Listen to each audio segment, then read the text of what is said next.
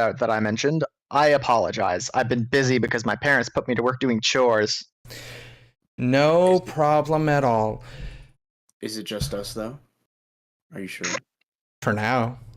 So, I am, of course, Wyverian, your disembodied voice, because apparently my camera decided to sound like a mini blender a few minutes ago, and yeah, that's a little problematic, but I am still here, and we are going to do a session 0 for the new Masks, a New Generation for Spaghetti Wednesdays, where we see what sticks. I am, of course, joined by these 3 lovely individuals. I would say above me because that's how it's technically set up, but I'm invisible, so, you know, we'll just roll with it. Some of you might, if you are either up really early in the morning in America or more so in the midday in Europe, you might know this person up there, Robyn. If you want to give us a little bit of a spiel, feel free. Hi. Is my mic working? Yes. Hi, I'm Robyn. My pronouns are they, them, and you may know me from our other campaign, What We Do in the Dusk, the Blade is in the Dark campaign, and I'm very happy to be here. Another somewhat familiar face. Might know them from Deviant. Hey guys, I'm Essence or Jared, whichever you guys prefer to call me. And my pronouns are he, him, his. And as Wyverian said, I have been on this channel before, doing Deviant, where I played as Desmond or Delta. You know, whether or not you want to be mean, you can call him whichever you want. So, I'm excited. And then our newest face, joining us for the very first time. Hi, I'm Coryn, or Noah, I suppose. I'm new here. I ended up being in one of Wyverian's one-shots once before. That wasn't recorded, obviously, and I don't think I've been in any of his other recorded domain gaming campaigns, but I'm excited to see what this is going to be like. All right. Well, I think all of us can say we're happy to have each other here, and let's get down to a session 0. I have spoken with all of you in the past, or more recently in some cases, about your lines and veils. If you wish to share those at this time with each other, that is perfectly fine. If you wish to do it in a more private setting, that is also fine. Whichever way you want to do it is okay with me. I just want to make sure that everybody's aware of everybody's comfort zones.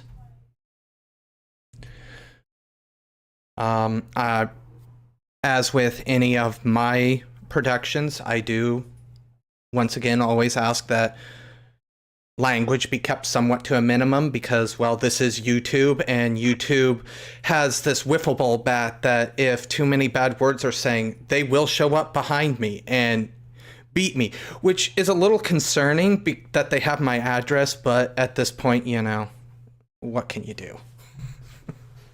It be as it is, to be due. Not to worry, Wyverian will protect you from YouTube's truncheons. Will we? Robyn's like, I'm not making that flight. Yeah.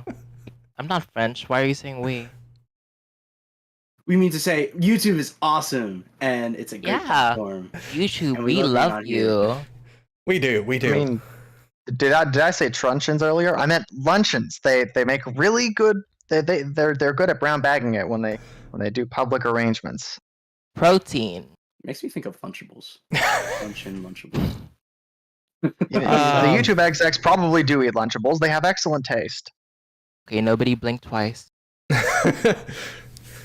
That being said, let's get into some character discussions. Now, I know there has already been some discussion throughout the week about certain playbooks. Is everybody kind of locked in on their playbooks, or is there any more discussion that wants to be done about the playbooks? I know what I want to play at least. I think I have a pretty good foundation on the playbook I want to do as well, and the story I want to tell. Similar, yeah. Everybody, reveal your playbooks. Okay. I will be playing a Doomed. I will be playing the Nova. I'll be playing the Legacy.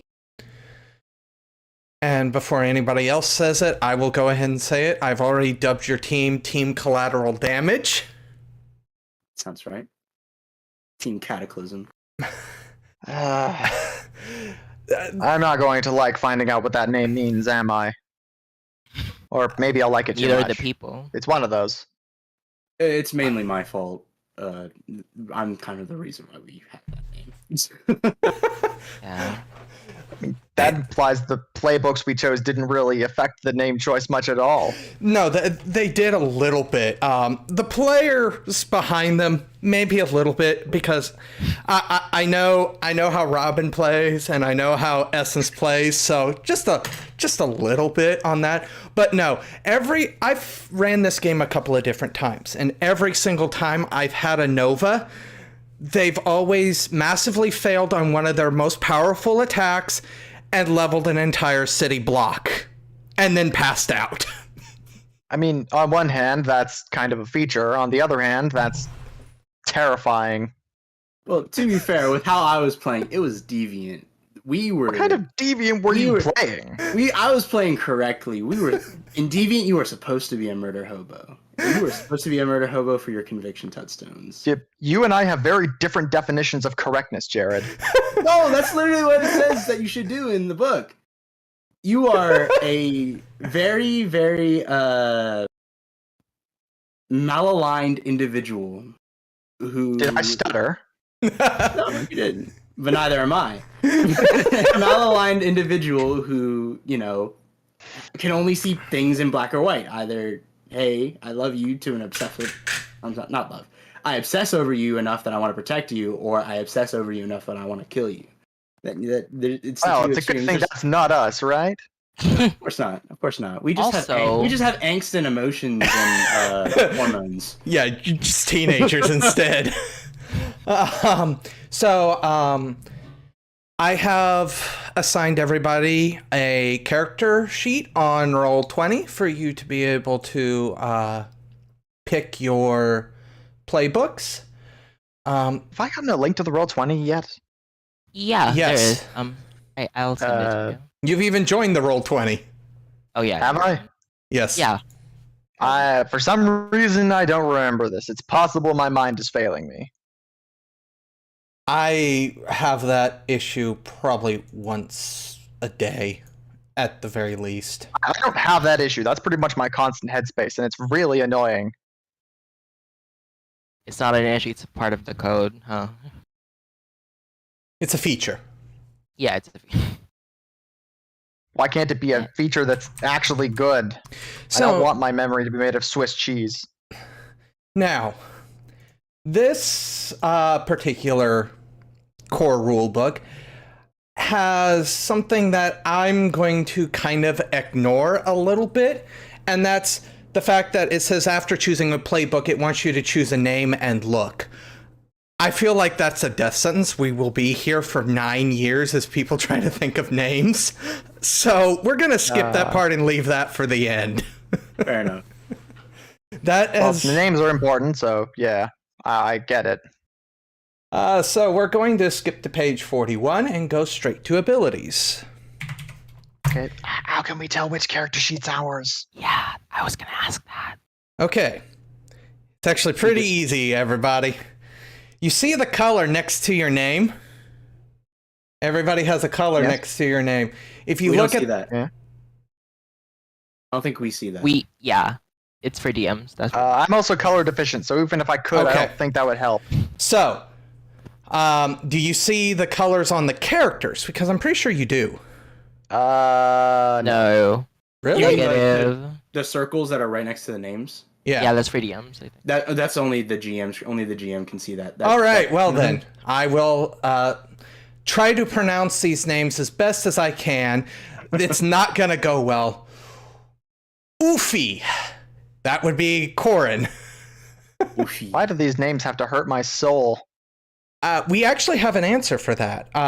We had some in our Blades in the Dark game. One of the players actually works for Roll20 as a coder.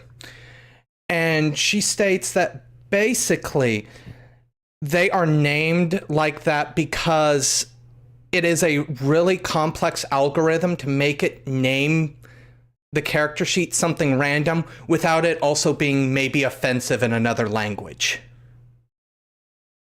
So that's why you get these crazy names, is because the algorithms or the script is just like, throw all the letters together so we don't make anybody mad. They could have just did it in like Windings, you know. Wingdings are a font. You still need to use letters for those. Yeah, Okay. but you could just put the random letters, but it still kind of looks cool. Robyn, you have been graced with... I have no idea how to even begin that one. Essence. Skifrugrau? Skifrugrau. Give us. Because I give.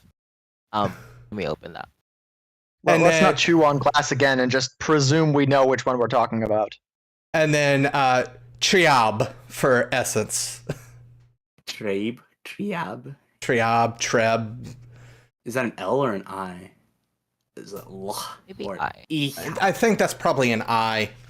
Iha. Okay. Oh, that Otherwise- means- I think I might stick with that name. That's a cool name. That's weird. Well, it's not an offensive name in. That name is an HR violation, friend. Please change it at some point when we get to the names. Oh, Iha in Tagalog is like what you call a little girl here, so it's not offensive. Anyways, Alrighty then. Well, we learned that there are some issues with their naming. Nice. it's not offensive. It's like. So I guess there's no issue. Anyway, Let's just move on before we derail. As you can see, I try to keep my session zeros a little lighthearted. There's a lot of chit chat. We're gonna be together for the next 6 weeks, so I mean, here we are. All right, so abilities are meant to indicate the special things your character can do. So if you look on your, now let's see if it's actually on your Roll20 playbooks. Let's see. I'm looking for the abilities, and so far I'm not seeing them. It is not. All right, so thankfully I have sent you guys the PDF playbooks. If you look right underneath where it says looks, you will have a list of abilities. It will tell you to choose a certain number of them. Doomed chooses 3 of them. I think Nova gets sorry. I get one to base like everything off of. It's like really broad.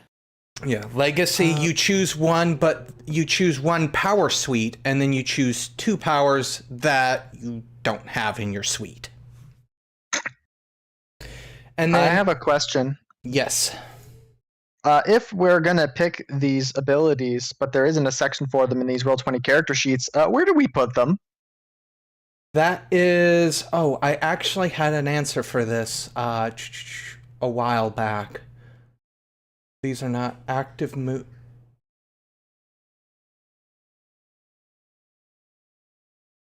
It's not advancement special. It's not influence. I believe you can choose which one you want. You can put them underneath active or passive, because some of them are passive, like a lot of the legacies.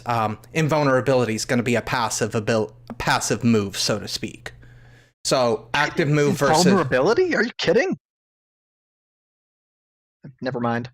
passive, as in the legacy doesn't need to do anything to activate it. It's just Okay, there. makes sense.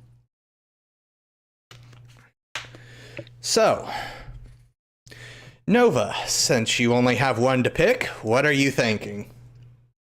It's a bit of a toss-up between either gravity manipulation or like cosmic energies. I mean, I think you could just do the same thing with cosmic energies. I've had people bring this up before, and cosmic energies, But yeah, it just depends on like how we flavor cosmic energies. Yeah. I personally would flavor cosmic energies in more the idea of, how did I explain it the very first time? Because this is not the first time this has come up. Radiation, like one of the core elements of nature is honestly things produce radiation. So you'd be dealing more with that, in my opinion, rather than actual gravity itself. There's still a lot you can do with radiation, but that does narrow it down a bit. If you wish to come back at me with a different idea, I'm perfectly open to hearing it. I mean, electromagnetism is still a very powerful force to be able to manipulate. Yeah. And then there's just like sorcery, which I mean you could do literally every other power set with sorcery and magic. Yeah, no. But The problem with sorcery is I that imagine it might take some time, maybe. yes, with sorcery you need to study a book to learn how to do your thing instead of being overtly supernatural. So I guess in that way it's a bit of a pain in the ass. Unless you're a D&D sorcerer. Yeah. Just in your blood. I think I might stick with gravity manipulation. Yes, gravity. At the base, you know, I can make things levitate and stuff, emulate telekinesis, but then like at higher levels I'm like, oh, I can like travel through time and stuff and teleport. I mean, I guess in the extreme you could also use it to twist someone's atoms into a pretzel. You could do that, yeah. Or just nope you out of existence. I mean, if we're talking about twisting atoms, I mean, you could do elemental control Earth, and literally split the atoms in the ground and make a nuclear bomb. I mean, like... I mean, wait a second. If you could do the same with gravity couldn't you can do the same with basically with mass. You could condense cheat out. the same way that stars do to develop nuclear fusion technology on Earth. Or just create another Big Bang. Or we could just use it to punch super guys in the face who are breaking the law. I guess there's that. Robyn, what power suite are you thinking? I'm gonna go with the very shadowy one, the fifth option. All right, and which two do you not want from that? I'll go with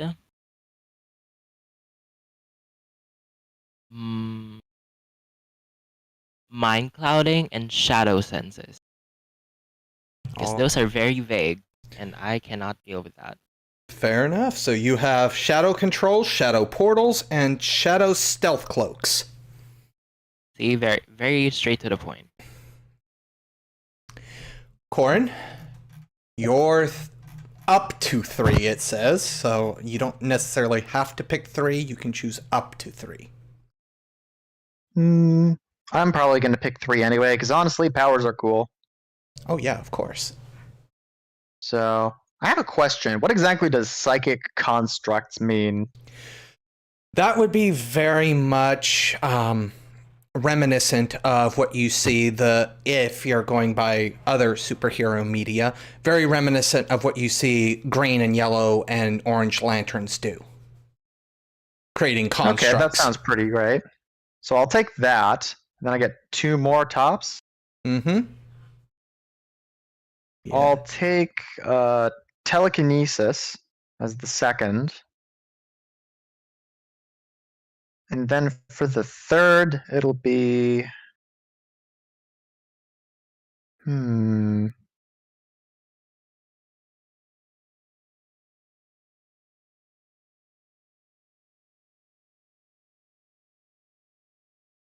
I'll go with superhuman strength and speed. can never go wrong with that. All right, so that's everybody's powers. It's as easy as that sometimes, picking this type of stuff out. One moment here. You know what? Ah, I clicked something. Okay. All right, so now we are looking at your labels. Does anybody want me to go into what the labels exactly mean?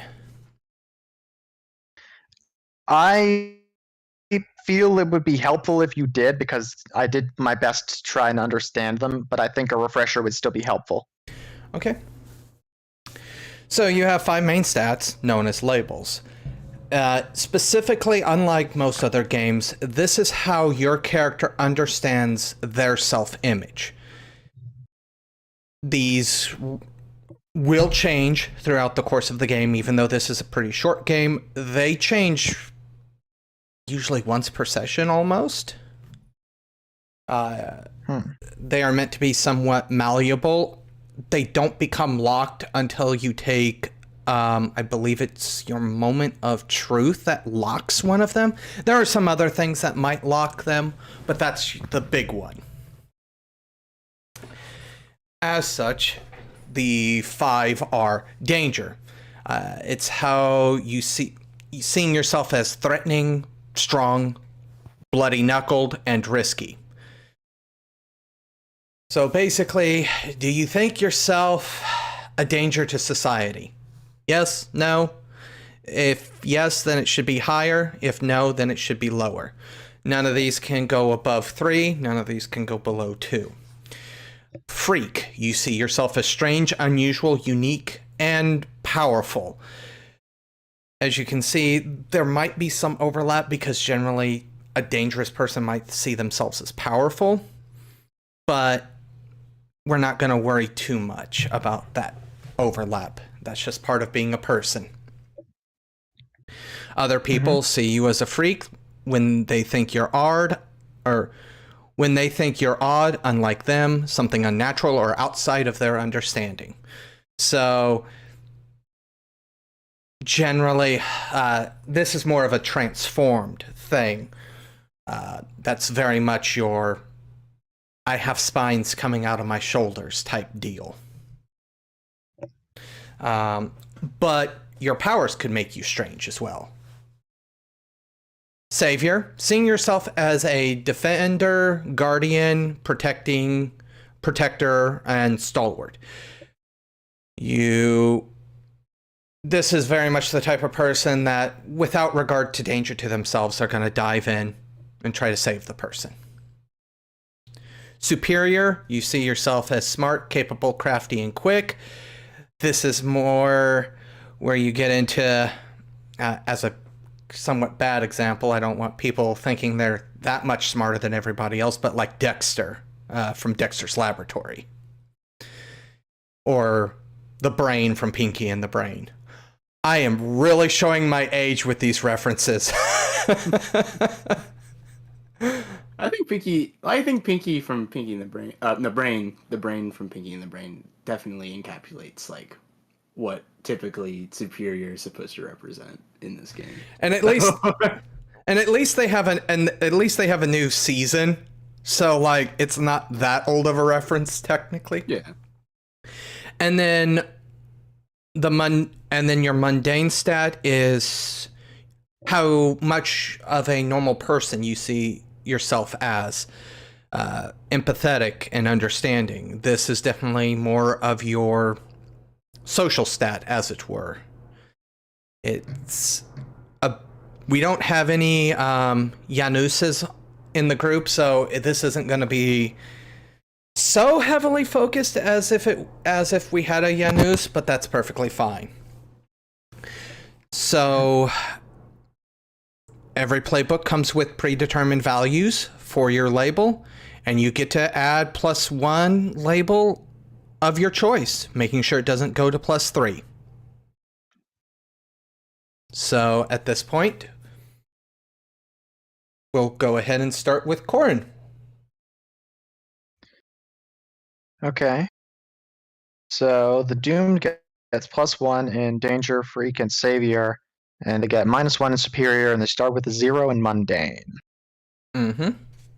I feel like having a +1 in freak would be appropriate because the doomed that I am envisioning is someone has not found someone else with a power set quite like theirs so far. So they see themselves as kind of a strange product of coincidence at the moment. All right, so you want to bump that up to 2 and take your superior down to -1. All right. With that being done, Essence. The Nova's label is already come predetermined with a -1 in mundane and also a +1 in danger and a +2 in freak. For my free +1, I actually decided to put it in superior. Mainly just kind of based on how my Nova in particular, or how I envision them to use their gravity manipulation powers. They tend to find themselves as a particularly clever individual, or at least to fight bad guys or just different people in unique ways, or at least challenging his power, challenging the extents of like what he can do with his powers. Of course, as a downside with that, he probably also causes a lot of collateral damage, as expected with a Nova type character. So he kind of sees himself as clever, as a person who is a bit cunning or wants to outsmart others with his powers, but there's also a sense of entitlement and arrogance with being a Nova. He has and possesses so much power, so much raw, untapped potential. And a lot of other people kind of view him as such. And so it kind of gets to your head when people kind of see you or refer to you as like a god in training, essentially, every day. Excellent. And Robyn. So the Legacy's playbook starts with a -1 to danger, a 0 to freak, +1 to savior, 0 to superior, and a +1 to mundane. It's +2 to savior actually. Yeah. Plus, You said did I +1. say- Oh, +2 to savior. Yeah. And I'm gonna put my +1 to mundane. Okay. Going for the group's I guess just heart. because we don't have a Janus doesn't mean we can't Yeah, focus on that anyway. that's very true. He actually understands people.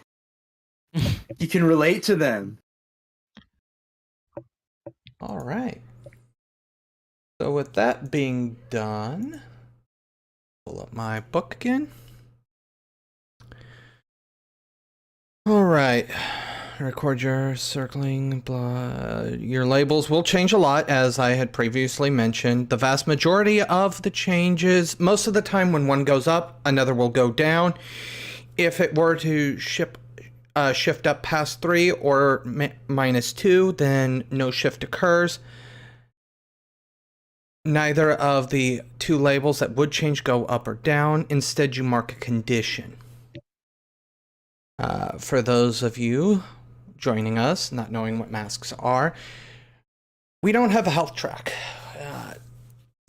We are playing teenage superheroes, so it is much more based off of your emotional integrity. You have 5 conditions: afraid, angry, guilty, hopeless, and insecure. Each one provides a -2 to a basic move. Once all 5 of those fill up, you fall unconscious and are removed from the scene.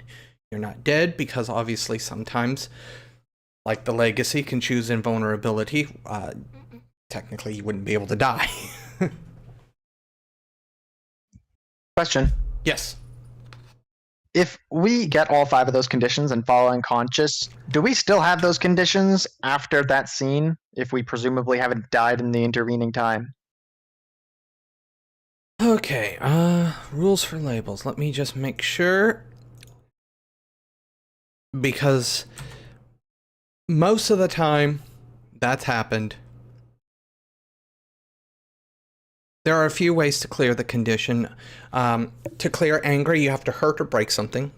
To clear afraid, run from something difficult. To clear guilty, make a sacrifice to absolve your guilt. Hopeless, fling yourself into easy relief. Or insecure, take a foolhardy action without talking to your team. Obviously, this is preemptive rather than what happens at the end. You can also, your teammates can comfort and support you to help relieve these conditions as well. Now, clearing insecure, shifting conditions and label shifting and conditions. It does not mention the action carries. If anybody knows that off the top of your head, the reason I don't know this off the top of my head is because every single time it's happened in my games, it's been the final scene that somebody goes out. Oh. So it's kind of like, okay, well, the one shot's over. So, I mean, it didn't really matter at the end. I don't think the rules specifically say anything about what happens to the conditions. I think you just keep them, and you're just taken out for the rest of the scene. And then the next scene is like, hey, it's on you to get rid of those conditions by either fulfilling like those easy loopholes to get rid of them. Otherwise, unless you want to suffer the debuffs. Yeah. I guess read as written, if you don't try to clear the conditions later, you'll still have them, again, provided you haven't been turned into hamburger meat. We don't plan on turning anybody into hamburger meat. That I should have chosen my words better. I'm not expecting that would actually happen, and quite frankly, if it does, I will probably walk out of the room. Yeah, and steaks are better anyway. I am not going to fight you on that. Yeah, but I I'm can't. not going to say I agree. I'm in the same boat. So, now we're getting to the more meaty questions, as it were, the background questions. I know Coryn has given some thought to these. Has anybody else given some thought? I'd say I less thought about them and more desperately tried to contain my excitement about a week ago. For myself, I gave it some thought, but I haven't really been extensively like delving deeper into just actually answering those questions in a fleshed out manner. Yeah. Just kind of still jumbling. We should be doing this together. Yes, exactly. I just want to... Go ahead. I just thought of a backstory so that, if it comes to this, I have some stuff to work with. So, let's start with Coryn. What we'll do is we will kind of round robin. It'll be one question. It'll be the first question for each of your playbooks, and then we will start back over. That way we're not going through 5 questions with one person all at once. When did you first learn of your doom?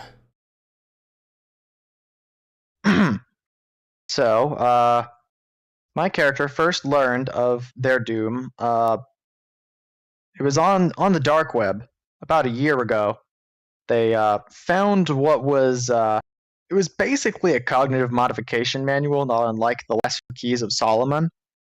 And upon downloading the thing, which is probably never a good idea when it comes to anything on the dark web, they realized it actually worked. So they decided to use it and discovered the source of power that they could tap into with it. Except, unfortunately, it also began weakening them. You see, when you use magic for the first time and pass out, that's never a good sign. And while controlling it has gotten easier, withstanding it has not. it will get worse over time with flashier demonstrations. All right. So is it just degradation, I guess, of your body? Like your powers themselves are just sapping you. Okay.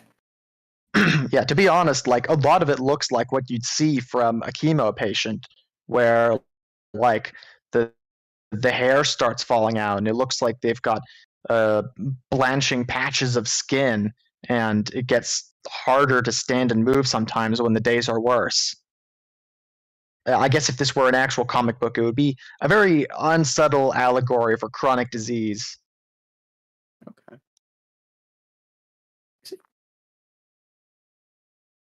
all right. Um. Sorry, my brain just completely and utterly froze there. I'm sure Did I everybody. cross a line? No. No.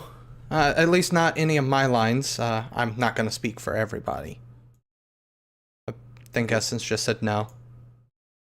I'm just making sure because I don't want to introduce anything to this table that would make people uncomfortable. Nah. Ay. Sorry. My wife's trying to put my son to bed in the other room, so I'm also listening in on that, so my brain's in two places right now. Legacy. Your first question. When did you officially become a part of your legacy? That would be a few months ago when I officially started my superheroing. You know, you're kind of born. I was kind of born into it, but officially superhero like a few months. Right? Anybody have questions regarding that? Hmm.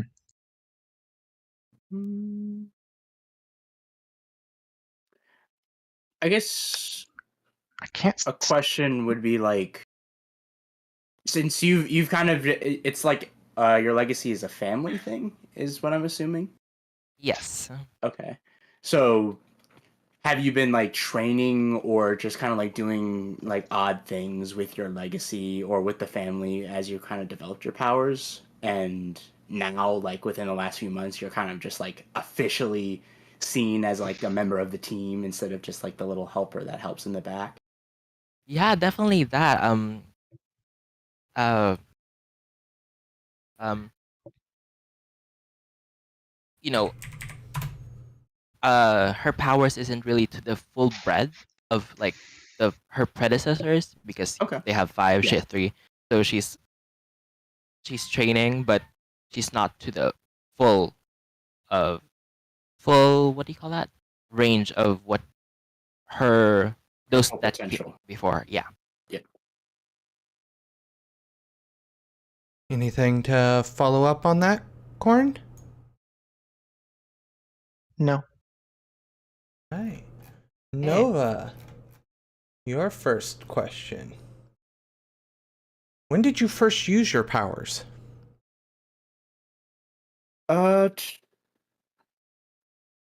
I would say that it was not exactly an intentional thing for him, especially not. Uh, he used his powers almost as a reflex to some sort of quick stimulus or some sort of accident that was about to happen. And then the exact nature of that accident, I'll probably come up with a bit later. But generally, either it probably would have to do with something related to like someone falling or something falling, or perhaps even something more drastic, like maybe a car is coming, maybe to hit somebody or to hit him, and he he did something with gravity to increase the mass and therefore like slowed time in order to properly like get out of the way before it actually hit him. So I don't think he would have like intentionally have done anything. It was definitely a reactive, instinctual, and very minor use of his powers.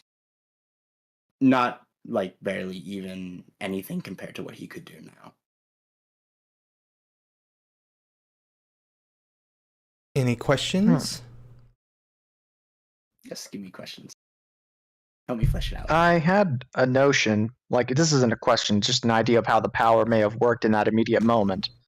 If it was using gravity to try and stop something like, say, a collision with a car, maybe it could have been used to create more friction with the ground so that it would slow the car down at least a little. Maybe not enough to stop it, but enough to have a better chance at moving. Well, yeah, definitely. Either through friction, or we could just go with Einstein. Einstein says that, the bigger or more mass that an object has, the slower it tends to move through space and all that. I thought that was Isaac Newton. No, I think it was Einstein with his theory of relativity. Okay. I guess my question is, since this is a big theme for Novas, was there like any collateral damage? I mean, other than probably the car.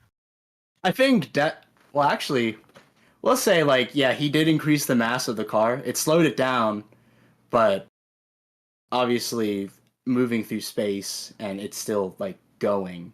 So stopping a object that is very heavy is more difficult, as opposed that's going a certain speed or slowing down because of that speed is a bit more difficult. Yeah. So Inertia is a property of matter. So I could imagine that it probably crashed into something else and did way more damage than likely it would have probably done to something inanimate, like maybe a pole or a wall or something, and just did more damage than what was expected. I can imagine one of those little two-door electric cars, and the mass just increases. It was originally going 20 miles per hour, and now the mass increases, and now there's this huge dent in a brick wall or something. But probably something like that. Probably nothing that would actually hurt somebody, but something, definitely something. Something still big and flashy enough that it couldn't be ignored or brushed aside. Right. Exactly.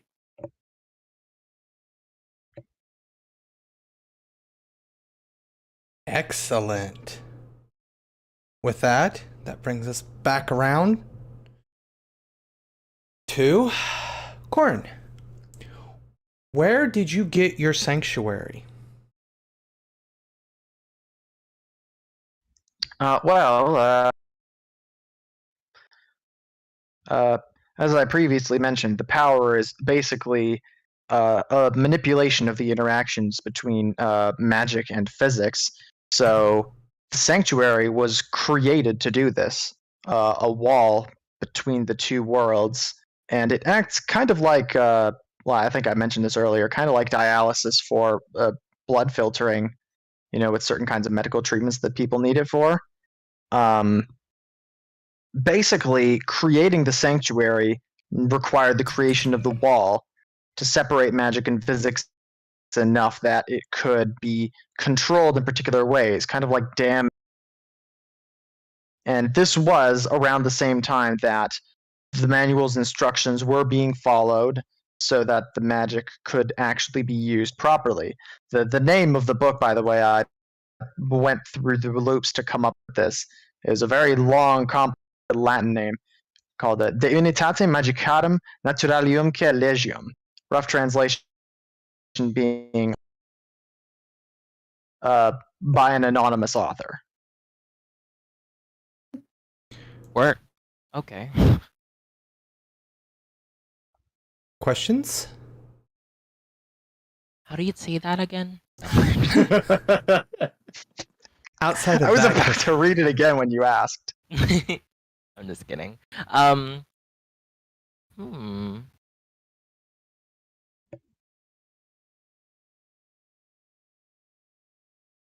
Question that I broached earlier when I think you posted.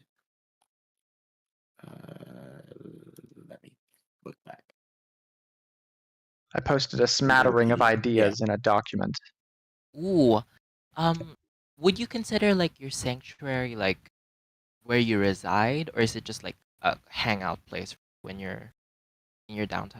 It's a pocket dimension. so it can be entered and exited by her at any time. I wouldn't say that she lives there because getting in and out of it is physically draining. Okay. And this pocket dimension, this is in the deep web, the same like source It where was you get your powers created with help of a book found on the deep web. on the deep web. The pocket dimension itself is a space between realities. It's a bit like the quantum realm is where you'll find like quarks and atoms and stuff. Well, this dimension is basically one where magic has been cut off from physics so that you can stack them like Lego bricks. The Okay. problem, of course, being that reality doesn't like being forced around like that. Okay, I see. So the nature of your power and of your sanctum itself is just inherently magical. More or less. Okay. I think that's it. Oh, and is your sanctum what powers your sanctum, I guess would be the question. Like if magic, is it just stemming purely from the magic from like the PDF? Is there like an aspect of yourself in the sanctum as well? Like is it residing in your soul? Or It's somewhat the related to you? wall is made using basically soul power. It is through the living will of the caster that it is maintained, and that's why it's so inherently damaging. Because the way that the manual was written didn't account for that, which is why it kind of leeches off of its caster whenever it's used, which is also what inherently makes this doomed rather than something else. It's constructed in such a way that unless you find a way to fix or improve it, it will eventually kill you. So the sanctum itself is also killing you. Yep. Okay. That is the price you pay when you use your soul to divide reality. Awesome. Thank you. All right. It's at this moment, actually. I need to test one thing out from the back end of things. So everybody just prepare yourself. I'm going to try to make sure it comes in low, but I don't know how Roll20 is going to handle this. This had better not be a screamer prank. No. Oh, music. Yeah, this will work. I think you can loop it as well. Yeah, I can. I know how to loop it. I just didn't want to blast people with it. Wait, I You can't can- hear. This too. Oh, it's just like very lo-fi. Yeah. Yeah. You can also adjust your audio. Yeah, I know. In the settings individually. Yep, that's what I was doing, but obviously I don't know people's tolerances, so just wanted a little something in the background. Yeah. Works for me. Nice. All right, so that was that. Yeah, it was my turn last. Yep. So we are now on to Legacy's second question. Legacy. What's the greatest accomplishment of your legacy? Ooh. Something Okay, to live I up don't to. know, like the specifics because, we're just making this now. But You could make something up. They don't exist yet. Yeah. Until you decide they do. yeah, but it's something tied to my dad. Probably like stopping like a really important villain in the Bronze Age. Would that be like my past generation? The Bronze Age. Yes. Okay. So yeah.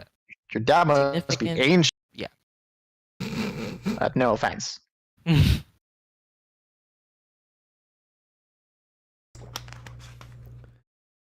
Follow-up questions? I have a question. Who was that villain? And what were they trying to do that so desperately needed to be stopped by your old man? Something world-ending. Keep it vague, because I don't know the specific. Yeah. Something I'm really, Trying really to hide my bad. disappointment at that answer. With the greatest accomplishment So am I. being like related to fighting a villain, I guess that also just answers one of your other questions, like the greatest opponent your legacy ever faced, and is probably still at large. So, are they still at large, or is this like a, this guy was the greatest accomplishment and the greatest villain, but he's defeated. We had this other greatest opponent, but he's still kind of active. That sort of thing. Yeah, I think it's been dealt with. Like, just so It's over and done, dealt with. Like, yeah. So Yeah. closed chapter. That dude is closed bottom chapter. slammer forever. Closed Yeah. chapter. It's not like, Batman arresting Joker, knowing that he's gonna get out again. Batman it's not arresting like- Joker is a joke, honestly, and it's not even a funny one. Oh no. If we're gonna start talking this, I think everybody's gonna need some drinks, and it's gonna be a long night. Thankfully, it's morning. Yeah, well, we'll stay away from that. I'm a teetotaler.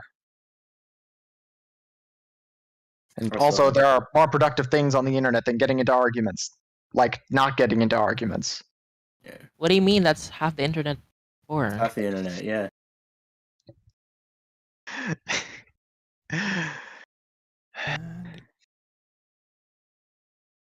But yeah, no drinks for me either. I still have a lot of papers to write. Fair enough. Finals. So, that brings us to Nova. Yes. Who was the first person you accidentally hurt with your powers? I'm not entirely sure how they would have hurt them, specifics wise, but it definitely would be someone very close to them. Likely in attempts to protect them or to just, I guess, in his infinite wisdom and great abilities of like testing out his powers, maybe make their life easier. Because, with gravity manipulation, there's a lot you can do. Probably like a really close, really, really, really close friend to him. Either in school or just in family. But so definitely it's somebody really, really close to him, and I think it eats at him, guilt-wise. And I guess pushes him to, maybe it's like, hey, this power stuff, is kind of serious business.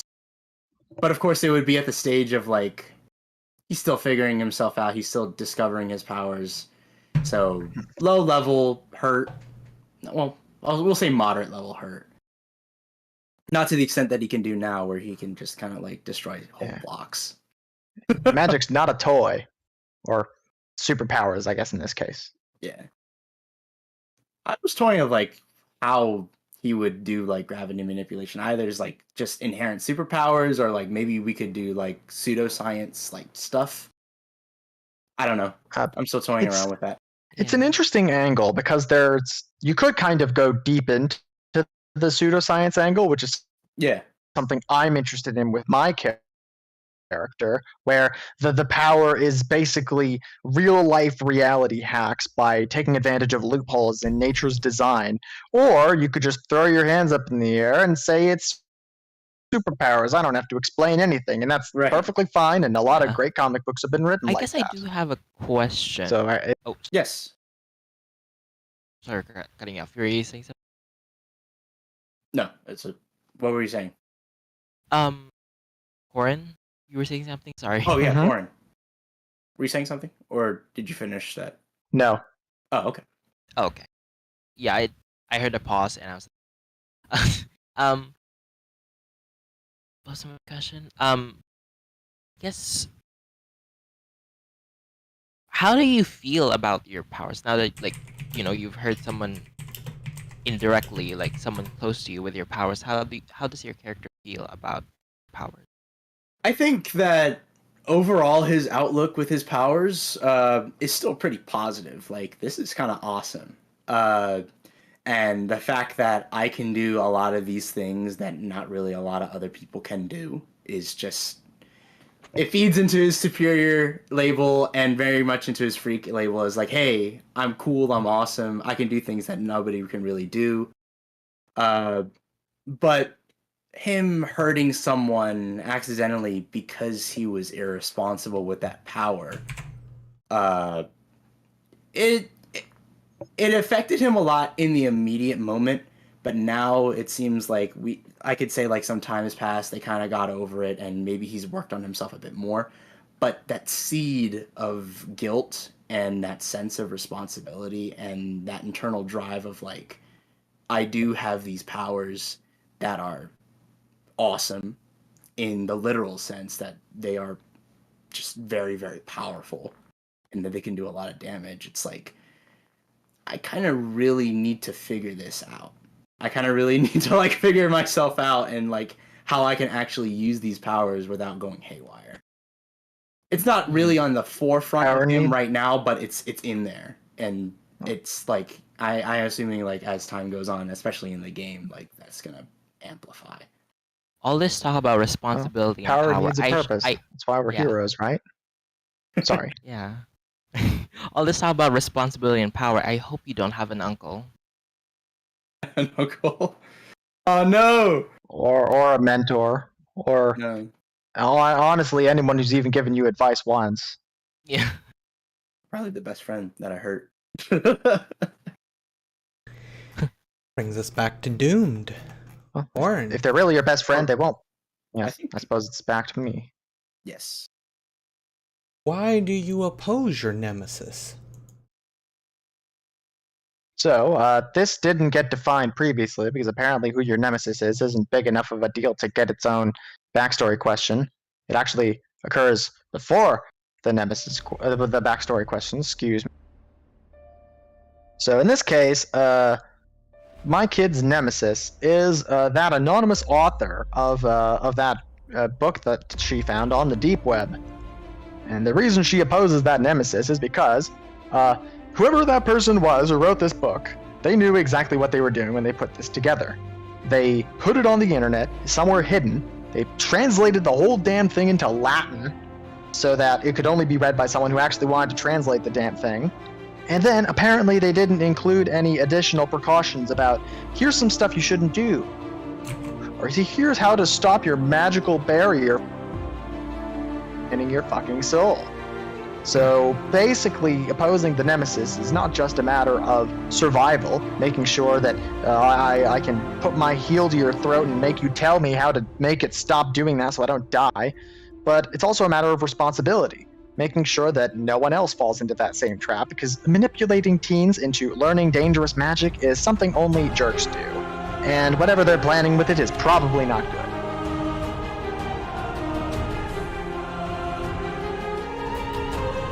Questions? Comments? Concerns?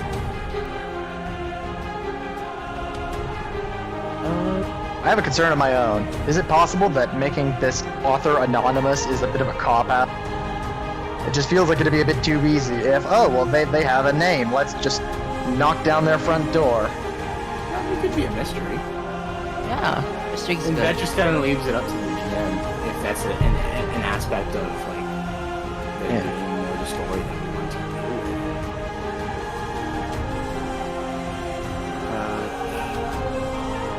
So I'm guessing the whole purpose of why you oppose your nemesis, I guess it's the author. The nemesis is the author of the Yes. the PDF. Okay, so you oppose them because they release this information for, I guess, public consumption.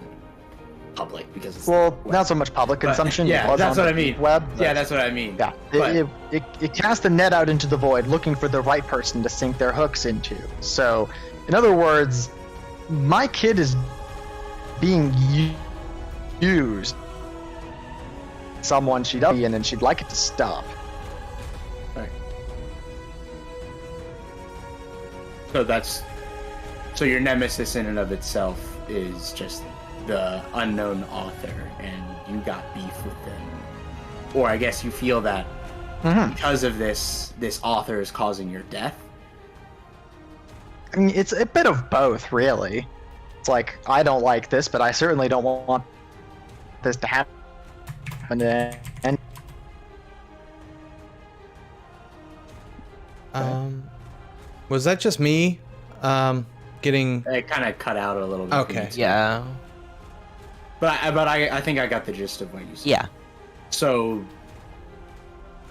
your nemesis, if it's the author, is the one bringing you the doom of dying through using your powers. Well, not necessarily. Now that the wall between the worlds has been made, it's there. It's doing its thing. Right. You can't really turn it off. So excuse me, my words. The nemesis is kind of the root of this whole problem. They're not directly causing the doom anymore, but they're the reason it's an issue in the first place. Bit like Peter Pettigrew from the third Harry. Oh yeah. Okay. I get you. Yeah. I think that's an interesting angle. I think that's a really interesting angle. It's like, I'm dying and you're responsible for it, so I'm gonna make you pay. And it's like, I don't even know. Maybe it's not like, the most it's like mature way to Endgame. approach this. But It's like Endgame. Yeah. It's like, you took everything from me. I don't even know who you are. Yeah. You will. yeah. Or of course, I guess there's the more disturbing notion that since this mysterious author was looking for a specific person, they might know exactly who my hero is and why they needed her to do certain things. That could be true, yeah. So either that angle, or it could also just be an internal thing with your character. It's like, I'm blaming you because if I don't, then I have to blame myself. Yeah. And I don't want to do that. It is also possible that a lot of this could be attributed to maybe you shouldn't read books of dark magic that you found on the internet without actually finishing Right. your reading first. But I think that's so interesting though. That's such Yeah. an interesting thing to explore. But both are great. Both are great avenues to explore. Also, there's Latin Google Translate for a reason. Well, maybe it was also in a cipher beyond the Latin, Yeah. because some people Maybe are it's like thorough. really, really like old Latin. Like Latin from like Yeah. the time of Jesus. The old people Metaphorical shared too. Latin, where you Very have metaphorical. to whip out your Whip out. that's an Virgil. Virgil's the guy who Yeah. wrote the Aeneid, among other things. Yeah. I'm gonna say that's a very, very unfortunate word to end That's on. a very whip out. unfortunate cutout. All right. That brings us to the legacy. How does the public perceive your legacy? Very positively. You know, as my father did stop the onslaught of Halcyon, but also, yeah, with very high regards, very high standards, because you know you have a lot to live up to. Oh wait, that's more of a question for me. Yeah, very looked up upon is the term I was looking. So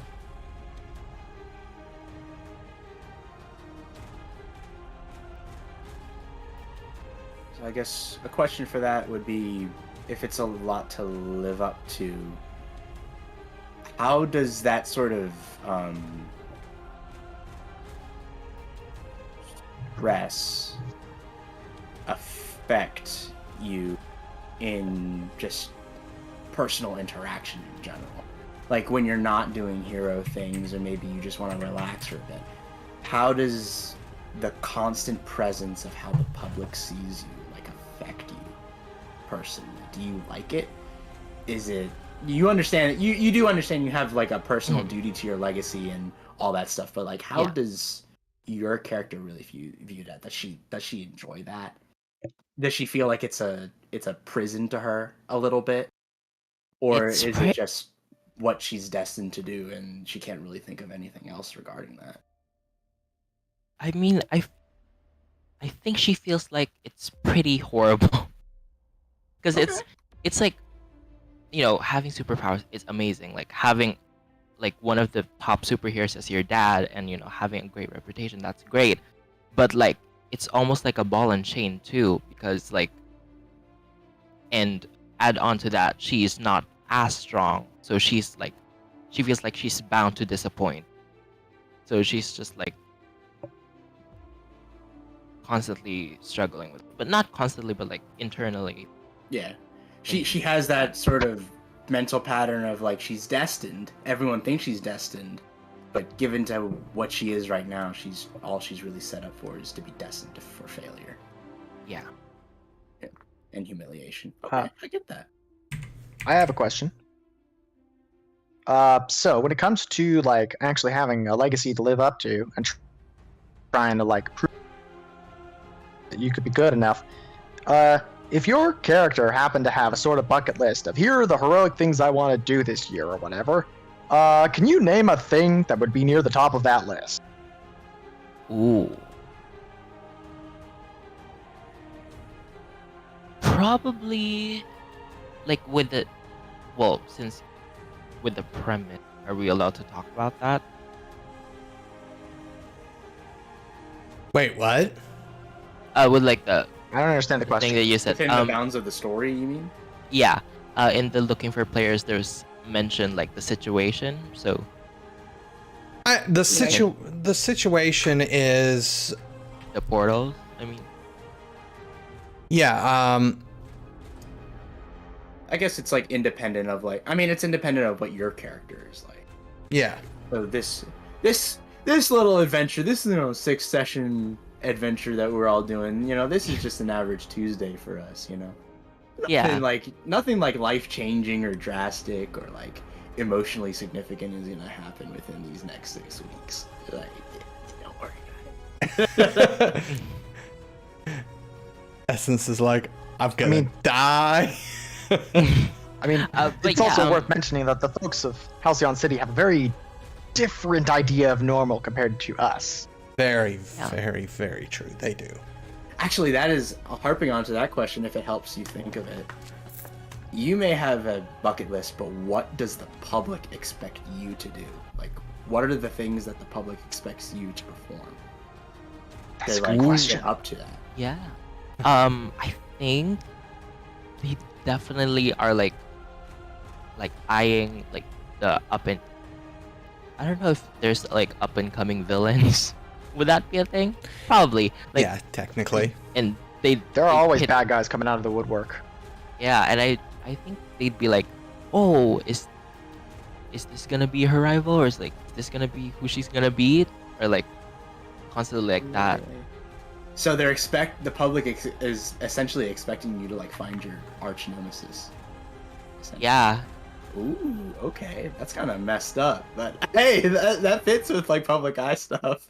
Yeah, and they're like, I mean, oh no, it's this one. And it's like constant like rotary of names. Like, okay, which one is it? Like, And so I guess Bronze Age rivalry goals, right? You want someone who will only try to break out of your death trap after you've finished your villain song. So I guess like on top of that as well, it's like how do you feel about maybe that expectation? It's like, yeah, you're a hero.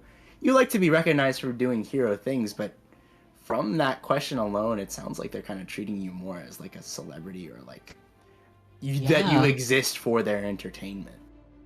yeah. Which is I mean, that's a playbook thing for the star. But Yeah. I think it applies here too. Yeah, a little Well, bit. wasn't this character initially going to be a star, though? Yeah, that's why this like headspace that's where it came from. So roll over to a legacy. See, I think her perception of being a superhero is much different than the public's. For her, she, for them it's like a person to beat, and for her it's doing the right thing. She wants to do the right thing, but they don't see it as that. They see it as like a what do you call those? Like with the roosters where they fight. Cockfighting? Cockfighting. Oh, yeah. right. Mhm. Yeah, that. They Blood just, like, sport. she Sports, feels yeah. like she's one of them. And it's like going. They want her bread out. and circuses. They don't want actual change. Yeah. They want to be entertained. Okay. Excellent. Who outside the team helps you control your powers, Nova? Oh. I think I have this idea that there's not really anybody like Minova who possesses these powers, or at least to this extent. I'm sure that a lot of senior superheroes kind of like want to butt in and, you know, like tell me how to use my powers when they don't really understand what it is that I can do. But I'm assuming that the advice is helpful. These senior heroes wanting to give me advice. I think he would definitely rely on the people closest to him. Probably the friend that he hurt, especially because that friend was a direct consequence of him using his powers inappropriately or irresponsibly. So I guess you could say he feels guilt and indebted to them to make it right to them by proving that he can control it better, at least in a minor sense. But also like building that relationship with them again and including them in that process, so that way it feels like that either the one, you know, it's rebuilding that relationship and giving them, I guess you could say, a bit of control over over themselves and their power, which is an interesting dynamic that I just came up with, which is actually kind of cool and right for drama. And also just as a constant reminder, subtly, to just like, hey, maybe I should just take a step back once in a while and see what I actually am doing here. So I guess the short answer, too little too late, is senior heroes who kind of just butt in every once and again because he has this great and awesome power, and his close friend that he hurt, who probably helps with emotional regulation and maybe just like some introspection. Immediately writes down in notes, kidnap this person or do something horrible. That's fine. Make them fight. I mean, that's Hey, not remember fine, but that do something time? about it. Yeah. The fate of the world is all tied into the life of this person. All of a sudden. They are destined to die. How many years do we need until we have a space program capable of sending the human population into orbit? I could actually send people into space. Start that And like build clock colonies. right now. That is the opposite of the reason I was asking the question. Does anybody have any questions regarding that? Yes. Questions. Ooh,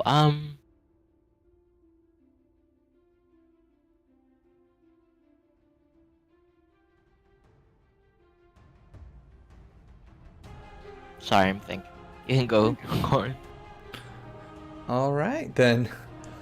Who outside of the team is crucial to defeating your nemesis?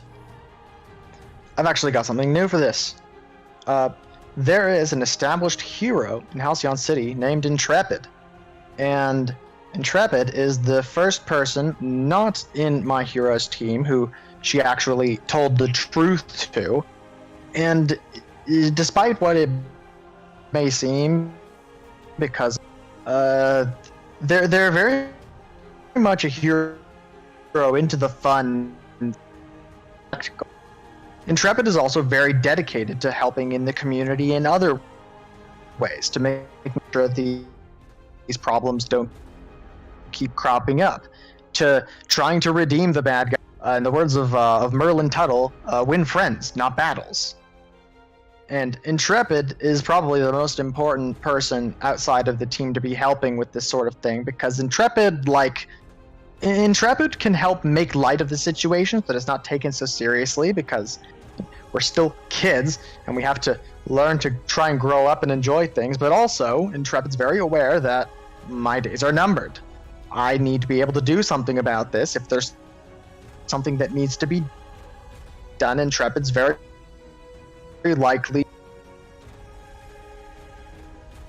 Oh, you're Very likely what? You're cutting out a lot. Yeah, that was a little rough. I am? Damn it. How much did you miss? We Please caught don't say that- all of it, it'll Very kill like- me. No, we Intrepid was the first person that you explained your situation to, and Intrepid realizes that their time is up and that they need to do something. Yep, that's good. I also briefly described Intrepid's hero work as someone who is they almost act a bit like the Bronze Age heroes did, where they focus very much on trying to bring a little bit of light and humor into the world by making people happy, not just pummeling the gangsters until they stop being an issue. Trying to get other people active in and around Halcyon City to motivate them to try and solve their own social problems instead of treating heroes as a flashy band-aid. All right. That we did get all of. Okay, good. Questions?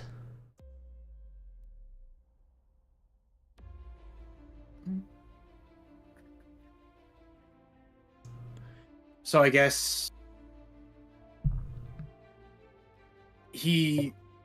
Intrepid is sympathetic to your plight, and I guess you are learning a lot through Intrepid in their style of hero work, in bringing happiness. Mm-hmm. But I guess It's also quite a sharp contrast because Intrepid's sort of got a golden retriever type personality. so. I guess it's like the happy ray of sunshine next to like doom and gloom, wilting Matilda, sunflower. Yeah, I mean, my kid isn't entirely that, but she is. She has become a lot more reserved ever since she found out that she basically got terminal cancer from her magic. So I guess the question is, in being crucial to defeating your nemesis, does Intrepid help with investigative work to find the author?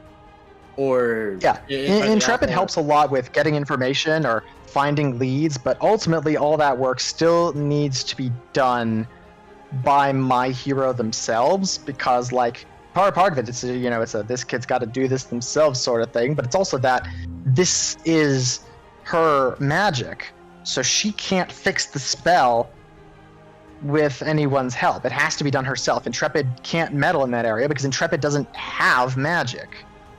Intrepid's more of a Charles Atlas type superhero. Okay. Okay. I guess. Yeah, go ahead. I guess how does your character feel about Intrepid? Do you see Intrepid as a friend? Do you feel like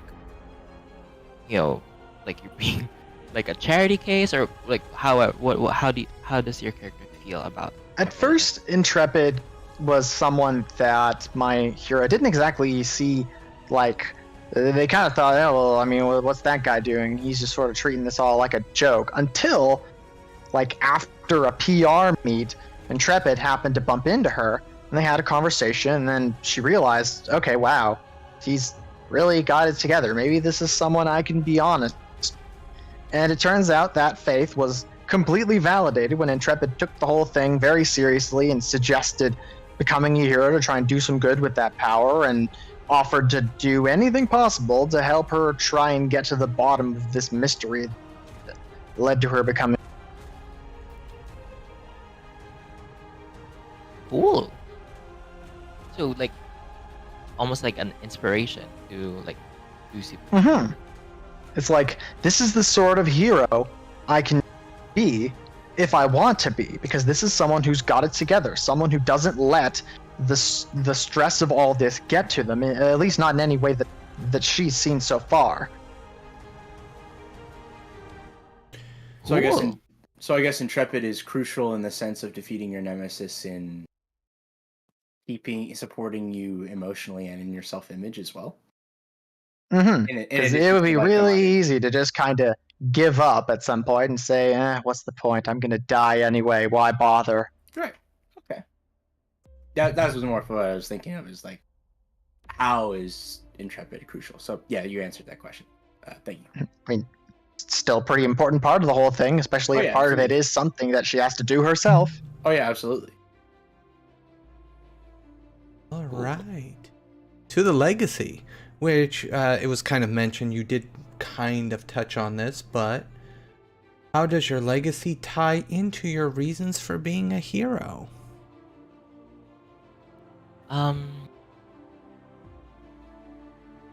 Okay. So I've been talking about my dad a lot, but there was one that came before him, and it was my grandma. And I think the grandma was like really the driving force for her to be like a hero. Um,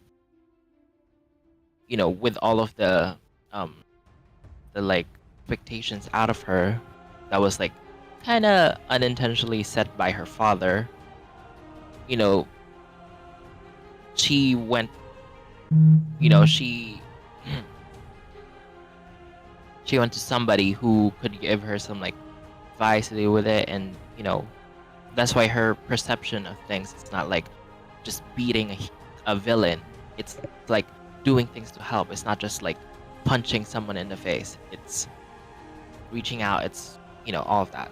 She got that wisdom from her grandma, and now that's why she's started to actually like be officially a hero. I have a question. Mhm. If your dad was a Bronze Age hero, was Grandma a hero before they were even called heroes? Wait, hold on.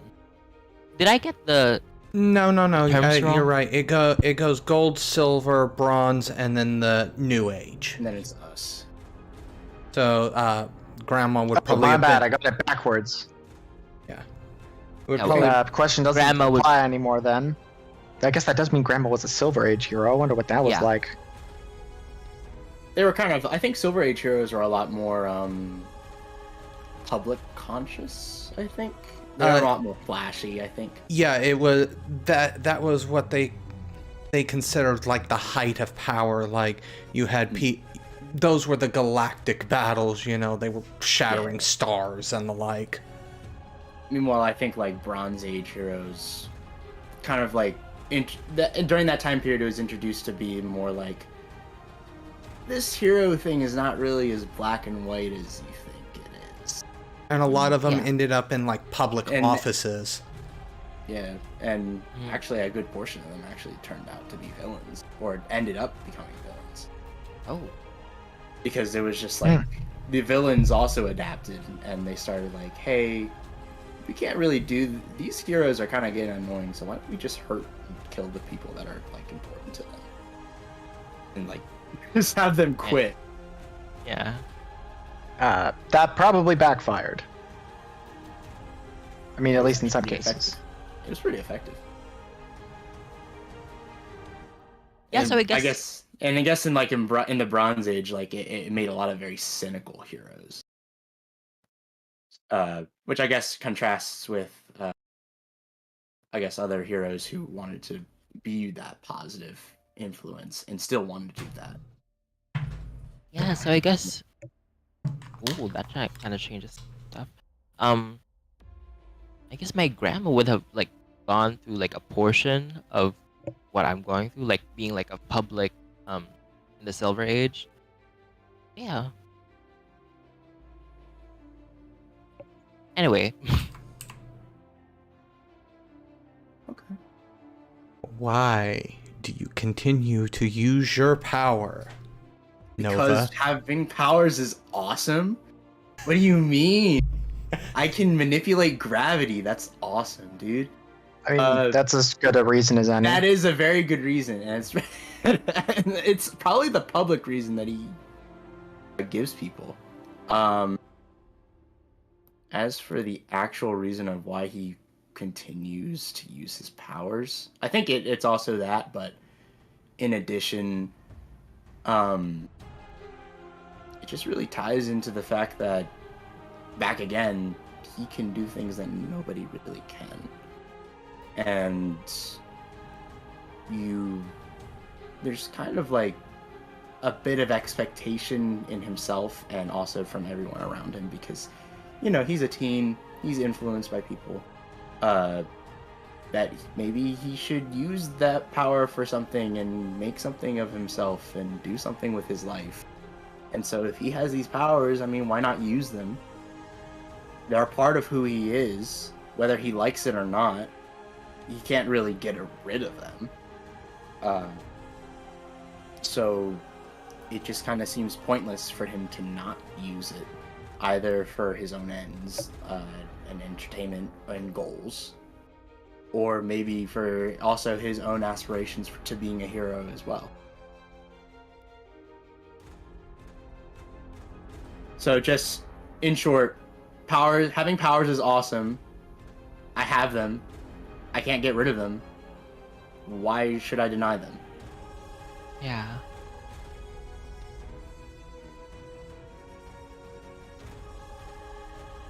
I guess my question is, does your character realize how much power, like, it's really, like, within them, or, like, they're able to output? He understands that he can produce a lot of power. And in, I think, like, maybe, not often, but maybe in, like, 2 cases, he's produced enough power or and in these cases, it's always when he's lost control. He's produced so much power that he probably overpowered, like, maybe an adult superhero or villain. Oh. But not to any sort of serious effect or anything that they can't bounce back from. Well, Yeah. we'll see if that changes, I guess. Possibly. I guess. But he... I don't want to say that he's ignorant or that he's irresponsible with the fact that, he does produce this amount of power. But I guess him using the power in that sense is, 1, a way to develop it further, and 2, is also a way of helping him get practice and to control it.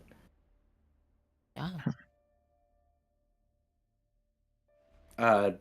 As for the actual extent of, like, what his cap is to his power, I think he views himself as a very explosive, as a font for a lot of explosive energy and explosive potential, which undersells, I think, given that it's the Nova, it undersells, like, his true cap and potential, which is godhood, essentially. Yeah. So, he sees himself as very powerful, but not as powerful as he actually is. And once he comes to terms with that, it's probably going to be a wake-up call for him. Like a huge wake-up call, like probably bigger than him hurting his friend. All right. Brings us back around to the Doom's final question. Why does the team matter to you? This is actually a pretty appropriate question to be last, because now you've learned quite a bit about your team.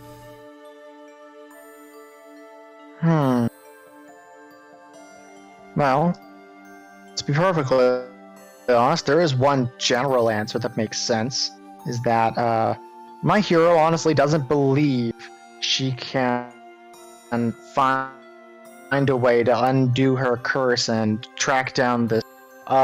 Beyond that, it's nice to have a good friend who is someone who feels as though they're also working on trying to get good control over their, because that's something that she doesn't have a lot of experience with. And it's also good to know someone who is a legacy hero, because stuff that is also Intrepid's can. So she feels like maybe that's another area that she can help beyond just, using my magic. Portals are cool, but they don't tend to make people like you all that much inherently. Maybe that's something that she can learn from whenever Intrepid isn't around. I mean, also, it's invested in doing good. So far, we all seem like decent folks. Having a common motivation will glue things together.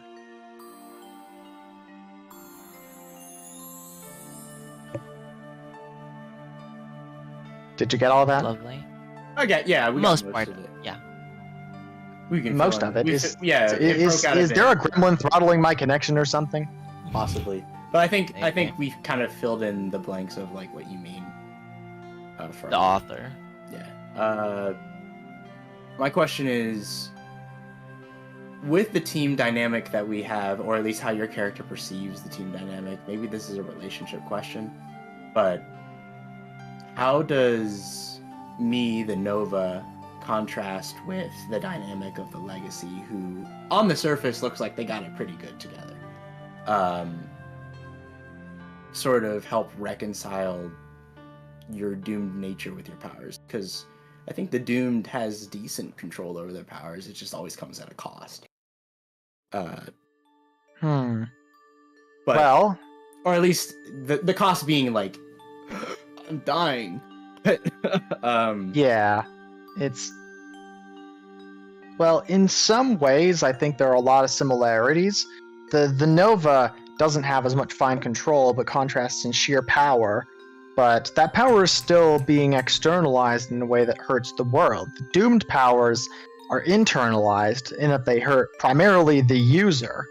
So there is a big difference there, and that's probably the most important difference that she would see. That if I had control of my powers, maybe they look a little more something like that instead.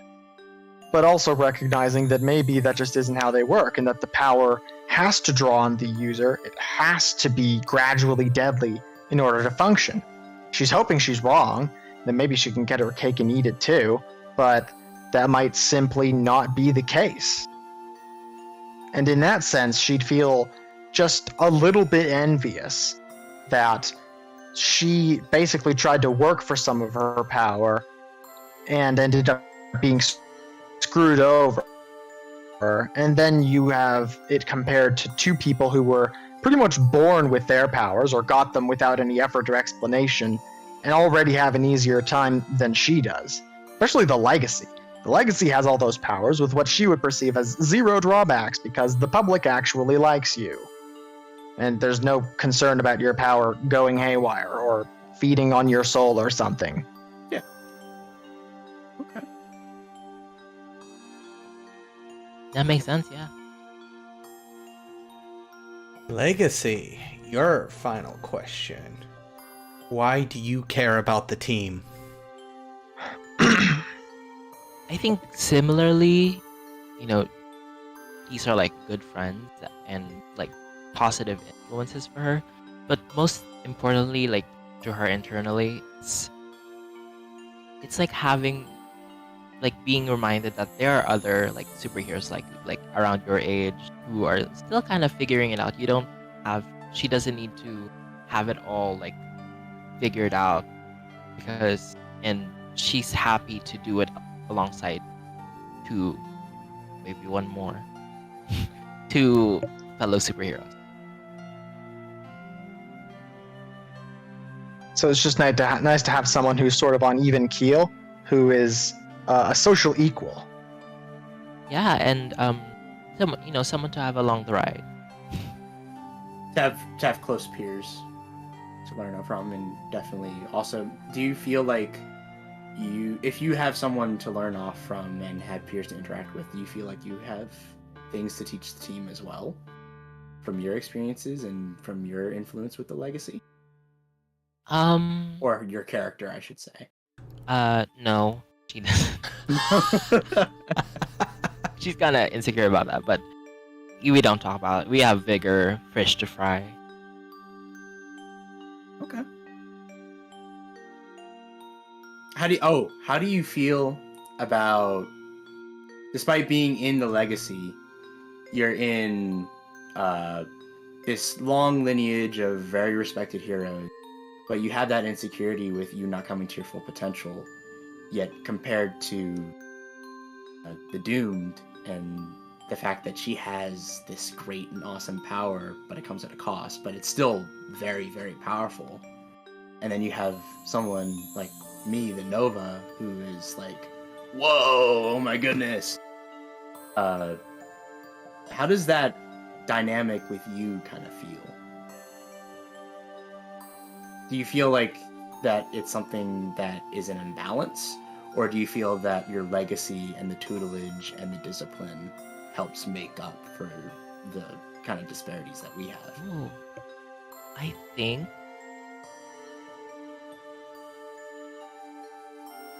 like first glance she was like, God, like wow, these are like, how am I on the same team? Am I like the third one? Am I like the Michelle of Destiny's Child? No shade to Michelle, sorry. Coryn just crosses eyebrows. Who's that? No, I mean, I didn't even understand the reference. Yeah. But the more she like looked at, more she bonded with them, she realized that it's not like as easy as it looked, and you know, you also have stuff to deal with, like as with everyone, and it just like comes with like, once again, like we have stuff to figure out, and that just comes with the territory. So just a quiet awareness that none of us have it perfect. Yeah. It's that mundane stat working right there. It allows her the understanding. Yeah, definitely. Yeah, that's why I put it in there. Yes. So I guess I guess also just would you say that the team itself also offers you some self-assurance and security too? Yeah, because now that time has progressed, probably, or are we like a newer team? Whatever. Yeah, definitely some security and some. She feels like she can stand amongst you two, which she also looks up to you. The fact that she's like next to you is like good for her. Like, oh, yeah, maybe I am doing something right. Very that. And Nova, same question. Why do you care about the team?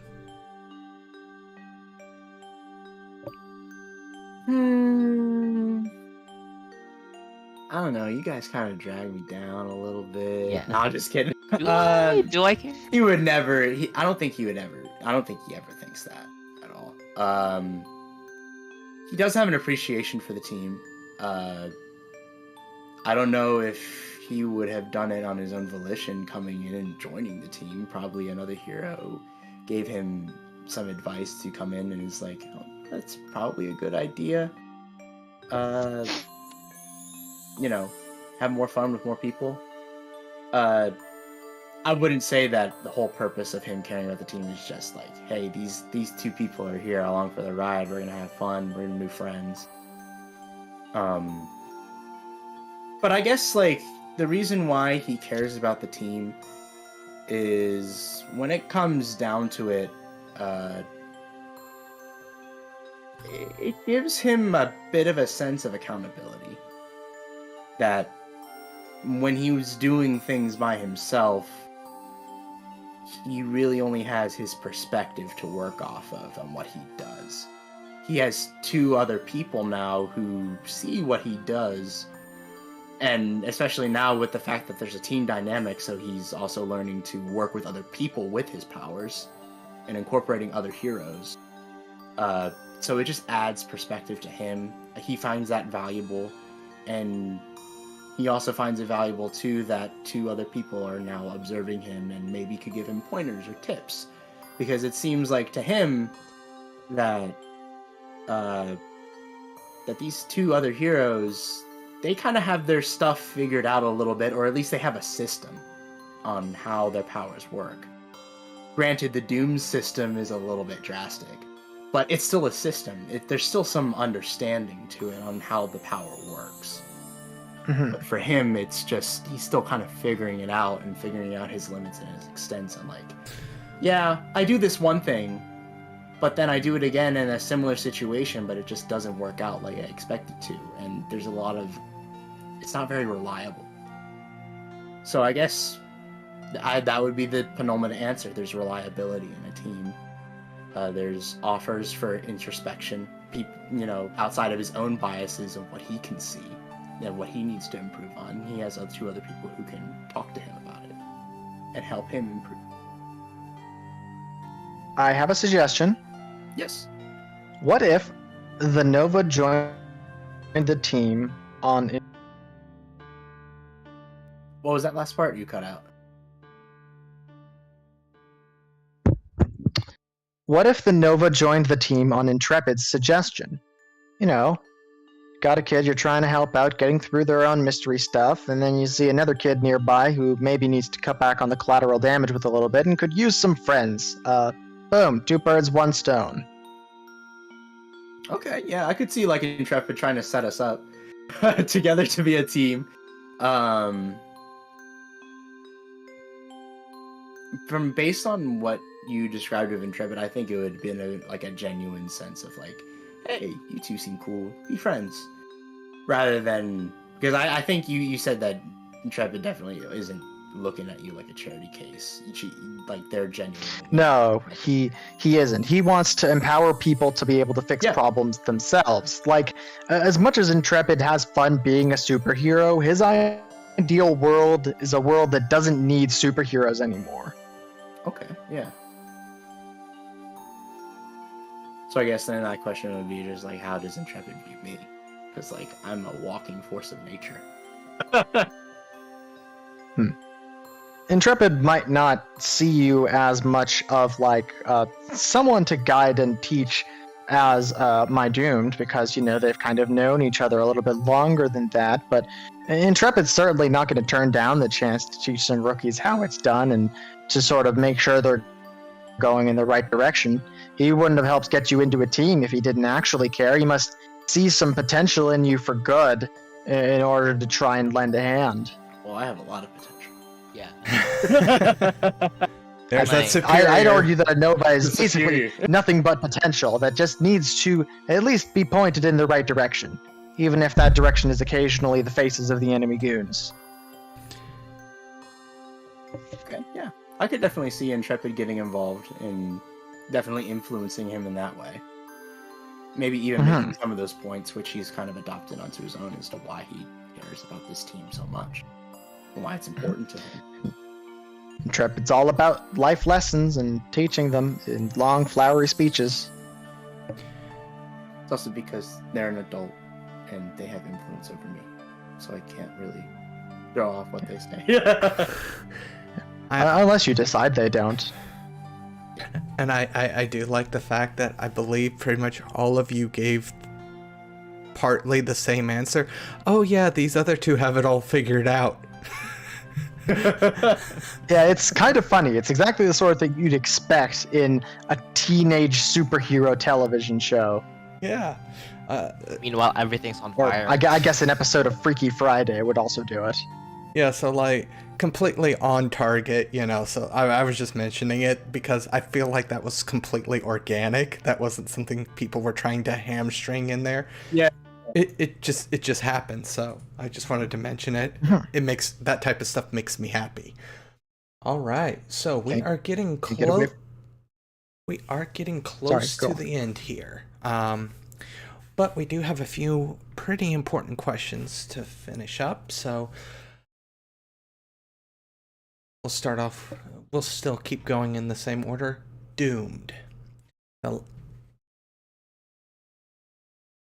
the team paid a high cost for victory. What was it? I'm sorry. I think you cut out there for a moment. Oh, when your team first came together, you paid a high price for victory. What was it? Hmm. And obviously, everybody's encouraged on these next 3 questions. Okay. I'm trying to think about it. I'll admit this is a question I was trying to think about a bit less, precisely because it's a question best answered as a group. Mm-hmm. And both of the Nova and the Legacy have their own versions of this question. Just to keep things concise, as it were, this will be all 3 of these will be talking about the same situation. Okay, awesome. Oh. Okay. The same event. Well, maybe if I don't totally know how to answer right now, someone else can take a stab at theirs and we can build off of it. Yes, the Legacies version. I don't want to do the thing of pushing someone else to the front of the line, but No, yeah, sure. The Legacies version is all things considered. We did well and impressed an established hero. Who was it?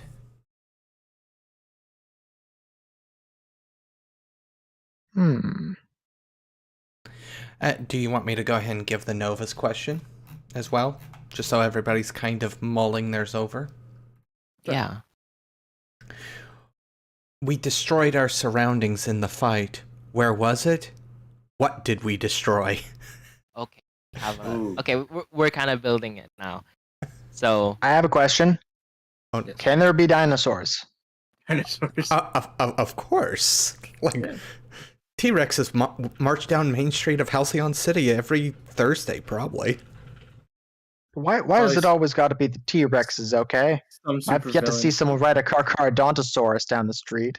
Some supervillain making people into dinosaurs. It just makes me think of that Spider-Man comic meme. It's like, you have biological control, but you could cure cancer. It's like, I don't want to cure cancer. I want to make dinosaurs. I mean, But anyways, yeah, I can respect Sauron's devotion, but I think I have an answer for my question. So we destroyed our surroundings in a fight. Where was it? What did we destroy? I want to say it's like a city, or maybe even like a national monument, or maybe a park or something. A park and a monument.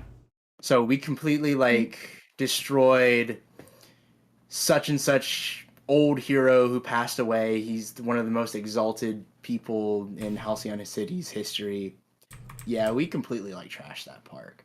a monument in Or at the least park. I- 'Cause, Or at least I trashed the park especially, and there was this great little extravagant fountain with all of these designs and the water art and the spewing up there. You destroyed Maggie's statue. There you go. No, I destroyed Maggie's. No, not Maggie McClintock. no. Yeah, we I can say mean, that. on the other hand, it was kind of unavoidable, right? Because if a supervillain is going to use time travel technology to release dinosaurs, they're definitely going to do it in a park, because everyone's seen Jurassic Park, and you can't have your velociraptors running around in open concrete. True. So yeah, we destroyed the statue, and the fountain in itself is not a. We'll say it's like a fountain statue-ish, monument. It's not really there anymore. It's been kind of replaced with a gravitational anomaly. So now instead of just making it just a fountain that spews water, it's just this little crater, and water still comes out of the pipes, but it just swirls, and it just kind of creates this little vortex that just remains suspended in the air, and it just kind of sprinkles water out into the nearby vicinity. That sounds beautiful in its own way. I just hope no one's tried to touch it. I imagine some people probably try to touch it and then they get sucked into the vortex, and they probably just need to have someone save them every now and then. You probably see signs on the outskirts of the craters please do not approach It's like the world's- vortex. So it's like the world's worst version of those little spinning things you see at parks sometimes. You know, like children's playgrounds. You know those? You know what I'm talking about? Mm-hmm. And so everyone in the city now, instead of the McClintock fountain in the park, it's just now referred to as the vortex, or probably some better creative name, but it's like a permanent gravitational anomaly that I caused because it was just that intense of a fight. And there's some suspicion that it's actually getting bigger. Oh no. Maybe. I don't know. Dun dun. I wonder if it could work for it to be a perpetual motion machine. Maybe. Maybe someone's looking into that. If you could capture the energy of it, it's just perpetually doing just like a perpetual dam. Like a perpetual how dams work. Full of Yes. gravity. Okay. And I imagine people told him, can you stop this? And no. I tried. No. I wish I could. Wish I could, man. I don't know how I did it. I don't know how to stop it. All right. So We know what you guys destroyed. That could somehow tie into impressing someone, and it could also tie into the high cost. Yeah. Maybe it hurt our reputation. We're messy or something. I feel like we probably shouldn't double up on these answers, though. It'd be better to try and answer with different facets of the situation, Of course. just to add more world building to this. Of course. So,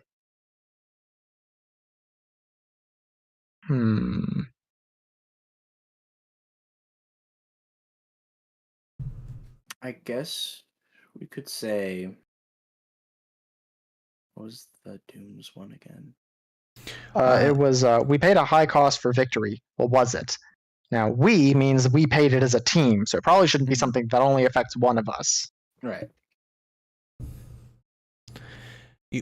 But that also impressed somebody, this situation, whatever it happened to be, because we're not going into the specifics of this scenario.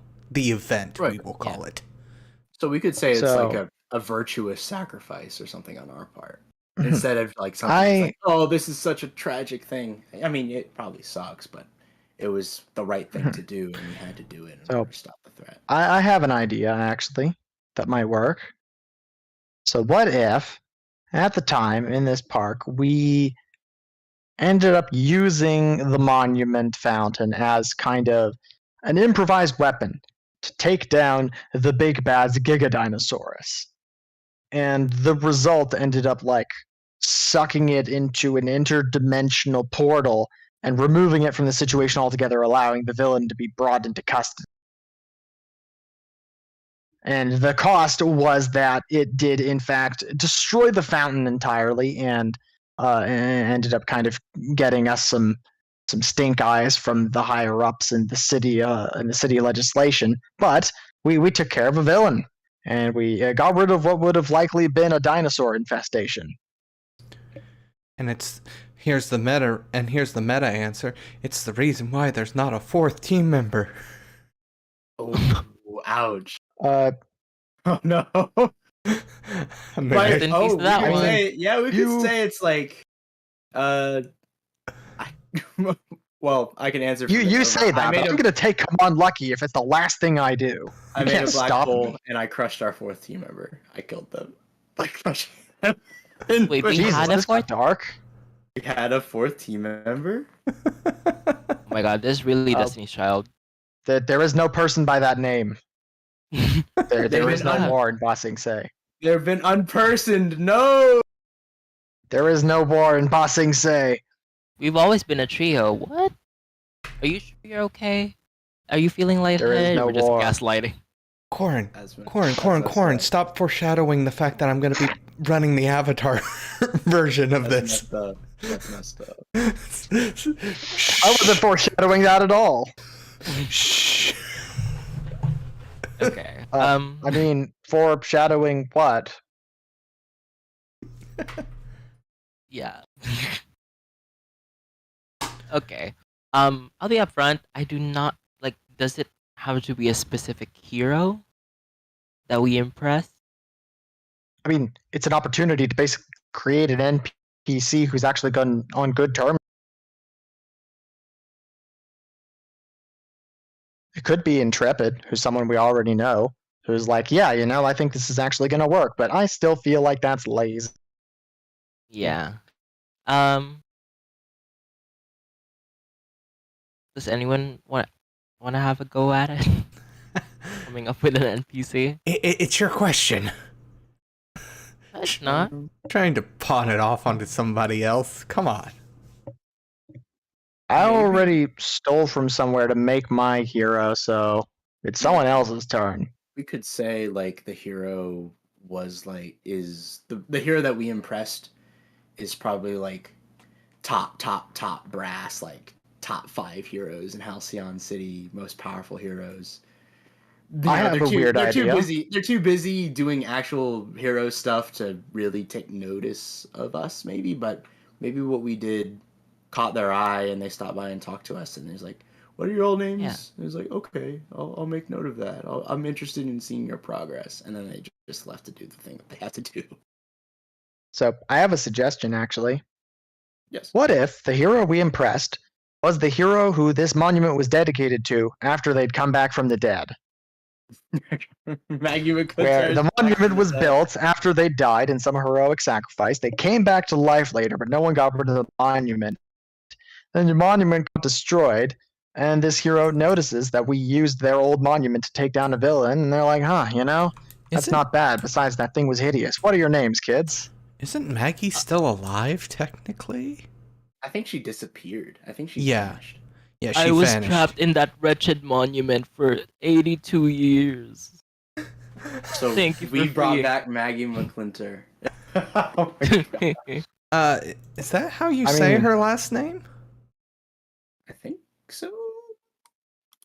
Okay, who is this Maggie? Is she in the core Yes, information about Halcyon City somewhere? Yeah, Yeah. here we I are. must Maggie McClintock. McIntyre. McIntyre. Is it McIntyre or McClintock? Yeah. Imagine we accidentally brought like the greatest Reba? hero back from the dead at the cost of destroying several $1 million of beautiful carved marble and most of a park I mean, and several metric tons of dinosaur. we made them go extinct again. I'm not going to be able to get that phrase out of my head. Several metric tons of dinosaur. I'm not going to get that out of my head. I mean, hey, if you ask my hero, that was the greatest loss. Imagine the research into ornithology you could make, the breakthroughs that would be possible. But she's not fooling anyone. She just wants a pet Comsig now scraps to in the kitchen. Maggie did die. Oh, she did? Rest in peace, girl. She died fighting her arch nemesis. Okay. But that thought- doesn't mean she couldn't come back from the dead. Comic book trope. For real, What it is. arch nemesis? It was Captain Coldheart. In his aerial Doomcraft.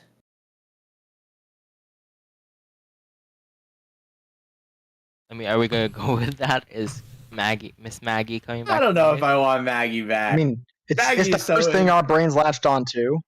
Because, like, if we destroy the monument and then she comes back, then I guess that just kind of minimizes the impact that the monument being I mean, destroyed. It Yeah. explains why we don't have an arrest warrant. Oh, we don't have an arrest warrant because we're heroes, and what are they gonna Yeah. do? And we stopped the villain. I mean, are you going to tell me that if a hero team accidentally destroyed a major monument, like, I don't know, let's say they blew up the London Bridge or something, you're going to tell me you wouldn't try to arrest them anyway? Well, I mean, we can just blame the villains. Yeah. If they didn't do their villain stuff, then we wouldn't have to blow. I don't know very many comics that had Superman arrested for punching somebody through 45 buildings. Yeah. No one can arrest Superman for that because he's Superman. We are far less powerful than Superman. Oh yeah, like I don't Well, know if if- the Nova agrees with that. Well, not yet. I'm not as powerful yet. I mean, there are adult Novas out there. Yeah, but usually they're like in another plane of existence or something. nah, they've outgrown their Nova era. They're like Yeah. regular superheroes now. Well, let's They have some control. hold fire on that for now, I guess, if we're Yeah. still not sure about the Maggie angle. We could just say like top brass superhero, and Yeah, if it's like- Maggie, then it's Maggie. I mean, If it's still, it'd not, be better if we had a name. Yeah. The Crimson Chin. No, let's not use that. No. That's a Please, not the Crimson that's Chin. that's a My- copyrighted. copyrighted hero. That's a trademark. Besides, my soul can only take so much Adam West before it withers away entirely. I don't want to actually get arrested. Oh, I was actually going to see if I couldn't get him to special guest appear on this. Darn it. Damn it. I mean, it would be cool if you could, but that would also mean making sure that Nickelodeon doesn't have a reason sue the crap out of us, and I don't know if I want to risk that. I think What are you gonna- we can table these questions for now a little bit Yeah. until So- we can talk about it more like offline. Yeah, so the final set Yeah. of questions before we get to the fun stuff. Do you want to do the relationship questions or do you want to do the fun stuff? What's the fun stuff? Relationship questions first, while it's all still in our heads. Yeah, because we Okay. just went on about how we are so in control.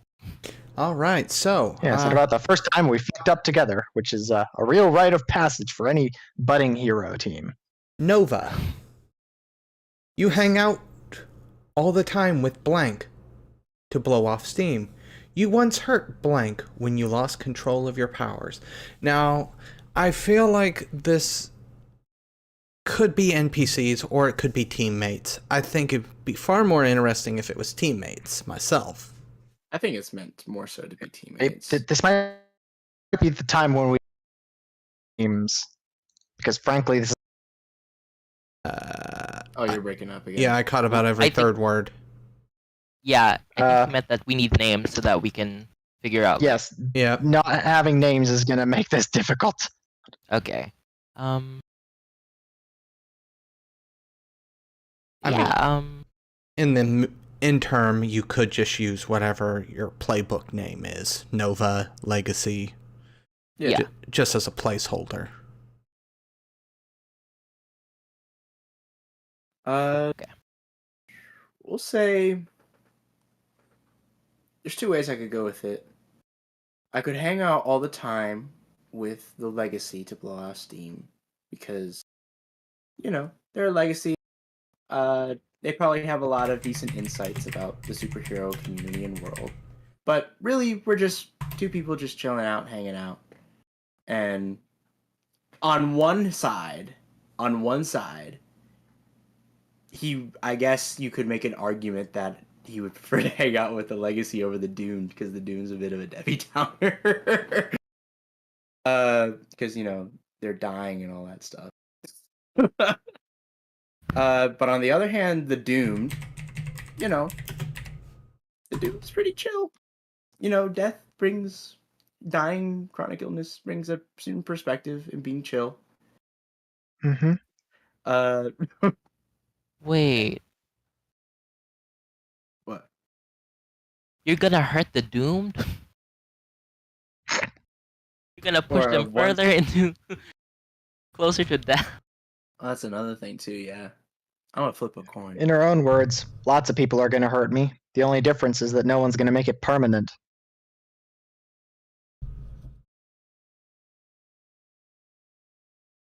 I'm flipping a coin. God, I could have said that and Alright. made it less depressing, couldn't I? Well, I mean that's in character with the Doom. I will since I got a 2. I will hang out all the time to blow off steam with the Doomed because they're chill and also probably just. It seems like that they need a bit of brevity and need a and they're also doing it to like distract her from her doom and the fact that she's dying. Yes. And maybe go Not through not some just fun from things. impending mortality, but also from like trying to hyper focus and work too hard on these things. Yeah, you just be like me. It's just have like all this awesome power that you barely can control, and you just like do whatever you want with it. Like live free in the moment, man. That's like half of how he actually treats his powers. Like half. Mm-hmm. Then that means that I would have hurt the Legacy character. You probably got caught in the crossfire of like one of the many times I probably let loose. But it's okay. You can handle it. You can handle it. You're from this big Legacy. You have all these powers and you're disciplined and you're trained. So it's like it's nothing to worry about. I'm not worried about it. They'll Whether or hurt not- us whether or all, not- Whether or not you have like emotional damage from that, it's just or actual damage from that, it remains to be seen. Yeah. He's fine with it, sort of. She's not. She's holding a grudge. Just. That's fine. He's sort of okay with it because he shouldn't have hurt his teammate, and it's another reminder of like, hey, I kind of need to get this together. But better you than a mortal person or his very super close friend that he's hurt once before. Oh, I'm not sure that's an all thing to say. It's like, I'm not sure. It's like, yeah, I would rather you be. I essentially said I would rather you be hurt than anybody. Oh, no, it's good because it really shows your compassion for everyone Aw, but me.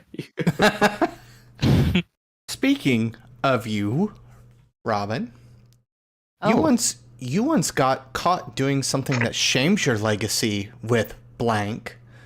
You trust blank and told them an important secret of your legacy. oh, Drama. You trust the doomed because they're gonna die anyway, and the dead can keep a secret. That's a terrible reason to trust Wow. someone. She would probably that say is so. horrible. I think me and the doomed, because we don't have a name, we were cutting up. We were just like having like a good time, and then I'd say we once got caught doing something that shames your legacy, my legacy, and I think I'd trust the Nova with a secret. Maybe it's like a hey, here's like a tip, like or something. I'll figure it out, like what secret it'll be, but Like, It's got to be you're like something yeah, important. something important, something like, oh, if this gets out, like, Yeah. there's like consequences. yeah. Where does your legacy come from? Is there something in your family that would be best not to become public knowledge? 'Cause legacy's all about the PR front, isn't it? Yeah.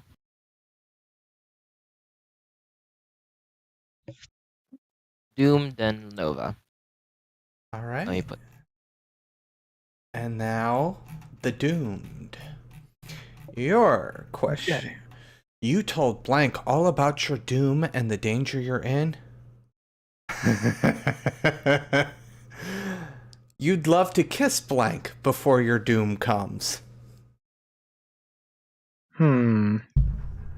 Well, I figure the doomed would have told the legacy all about her doom and the danger she's in, simply because, like, I figure at some point they probably got into like a bickering argument of sorts about like who's got it better. You know, my life sucks, but my life sucks more. And at this point, they just throw it in their face like, hey, well, here's what's going to happen to me. My magic is slowly killing me, and unless I find who it was and help and get them to help me, like willingly or not, to fix it, I am screwed. And regardless of however much you might hate being Hollywood's #1 target, at least you still get to live the rest of your life. I don't have long. Which is a terrible thing to throw in someone's face like that, but it's also a very impulsive, teenager-y thing to do. Very much so. Yeah. And consequently, the doomed would love to kiss the Nova before her doom comes. Of course she would. Simply because, you know, we get along fairly well, and I mean, apparently that's a thing that she can use to prop up her own life before she dies by saying, hey, at least I kissed someone before I kicked it, which is a terrible justification, but I mean, that is a reason. And might as well make it someone that you at least know reasonably well and could call a friend and someone you don't really know at all. Maybe also to bound off that, like, also the reason to be like, I spend so much time with you to blow off steam anyway. So I guess you could say we both got pretty close.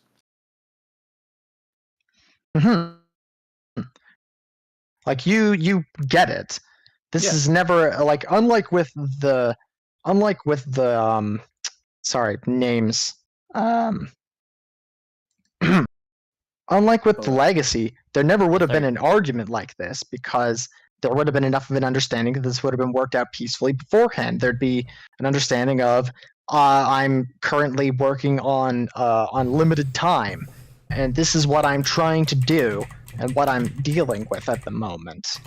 Would you be willing to help, or at least lend a sympathetic ear? It never would have built up and exploded at some point, perhaps literally. Right. And I'm just helping you appreciate, I guess, the time that you have left. I wouldn't really know the full extent of your doom. I know that I mean, something's happening to you. yeah, But a lot of it's nitty gritty stuff, but I guess another thing that the Nova would be very useful for is basically serving as a Watson in these sorts of situations where you use someone as a sounding board to see, like, does this make sense to you? Does this sound about right? Is there anything yeah, off about this? Because the doomed may not have the best mundane stat out there, so they'd be rather aware of the fact that maybe I haven't noticed this because I'm too far into my own little world. It'd be good to have someone who could point out these things. I mean, hey, I don't have the best mundane stat either. I have -1. Fair I mean, at the very least, I know you. enough. All right, so that is relationships. So I feel like influence can almost be skipped because most of these influences say, "Oh, give two of your teammates influence." Well, Well, you know, there's very little wiggle room with that. So you're giving influence to your other two teammates. I think we can. I'm locked down. Only one person can get. No, I'm just kidding. From how I portrayed my character, he's a happy guy. He's kind of like a happy-go-lucky. To be Not careless, but I guess you could say carefree. To be fair, the legacy just gives influence to all their teammates. So like, choose your demeanor, happy facade or lockdown, happy, give influence to 3. Yep. So, Nova, we finally get to talk about why you've chosen Nova. The burn. So, choose 4 flares, please, at this time. This is something I'm interested in as well, because apparently Doomed do get an advance to be able to steal moves from the Nova playbook.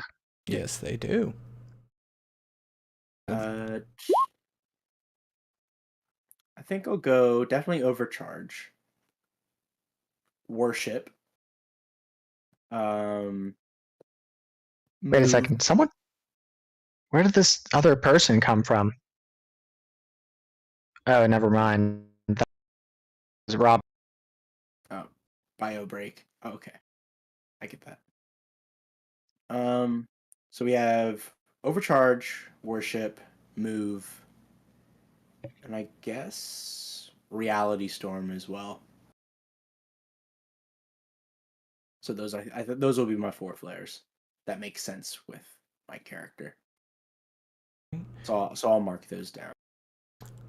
Since Robyn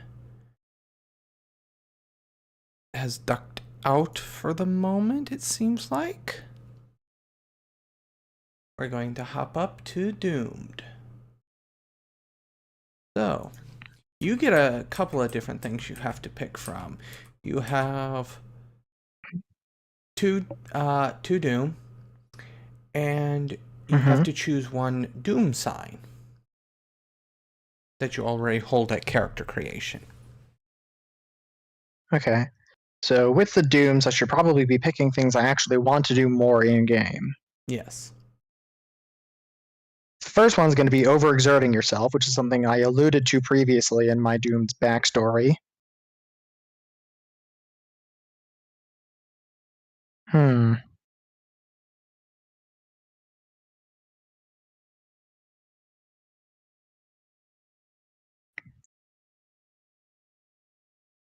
The second will be...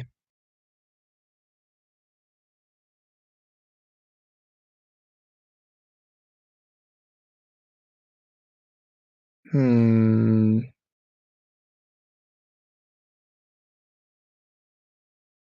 have any suggestions? I'm actually just curious. Over the entire table or specifically to me? We're all players here. Dark visions wouldn't really make much sense. I don't believe. I'm looking at dooms right now, not doom signs. Oh, you're Doom. Oh, okay. Yeah, The I've top already 6. picked overexerting yourself. Okay. choose 2, and then Talking about it openly could be interesting because a lot of this is kind of almost detective work that my doomed is doing. So the need to explain how all of this is functioning that comes up a lot. Not only does it mean the doomed ticks down, but it also means it'll happen more often. Which, like, Ooh. apparently this is dangerous knowledge, which might be why the book was so heavily encrypted and translated into Latin and stuff. Because it could not be shared without being literally dangerous to read. Yeah. And that would make sense why you don't like you're like keeping it to yourself, where it's also like detrimental. Like Yeah. yeah. It also opens up an interesting possibility for the Nemesis. Like, maybe the reason they're anonymous is because they're trying to keep everything on wraps because they have a similar brand of power. And if anyone found out about it, it would put them in danger. maybe. Sounds good to me if you want to go that direction. Mostly it's just a suggestion. Partly I want to be surprised. I want to give you enough tools to work with, because even though I decide part of the way the game is going, I don't decide everything. Of course. So I want to give you enough room to work with. So I get to pick one, and then the next time your doom arrives, I get to pick another. Yep. So any one of these but the last one, obviously. So I only get that one if I've picked all the other ones. Yep. It does Dark not visions leave. could be cool. I like asking questions. It doesn't leave much hope. Your doom arrives. Confront it and perish. Oh yeah. Yeah. But first of all, the good news is I have plenty of time. Second of all, there is a major advance I can take later that allows me to avert this. Yes. I'd like to see if I can get it if I don't get distracted by a pet velociraptor along the way. Changing playbooks, do you mean? Yep, that's the one. Ditching the powers. Maybe I'll have 0 power. Maybe I'll have a different kind of power. Maybe I'll become a off-brand shield secret agent. I don't know. We'll have to see how it goes.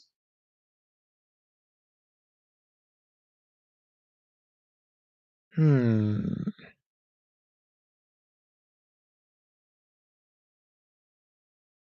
know what? I think I will go with Dark Visions here because a lot of my character's interest so far has been trying to find information to learn about their nemesis.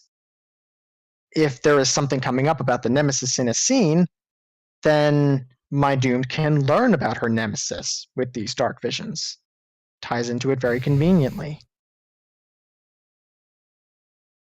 Excellent. That was a suspicious excellent, friend. Okay. So is it someone else's turn now? Legacies. You get 2 moves. Fight the good fight. I know what I am. Words of the past. The legacy matters. Never give up. Never surrender. Or symbol of authority. I feel like the one that makes the most sense is the legacy matters. And for the second one, I'll go with never give up, never surrender. That's a really good one. It's like probably one of the best moves, one of the better moves that exist among all the playbooks. All right. So, with that, I think we have some fairly fleshed out characters. So, now, I have probably the most important question before we go ahead and leave everything else to closed doors discussions for the next week before we start session 1. We'll start with Robyn. Your character, or I shouldn't say your character. You have a choice here. I need a primary color, a secondary color, and an accent color.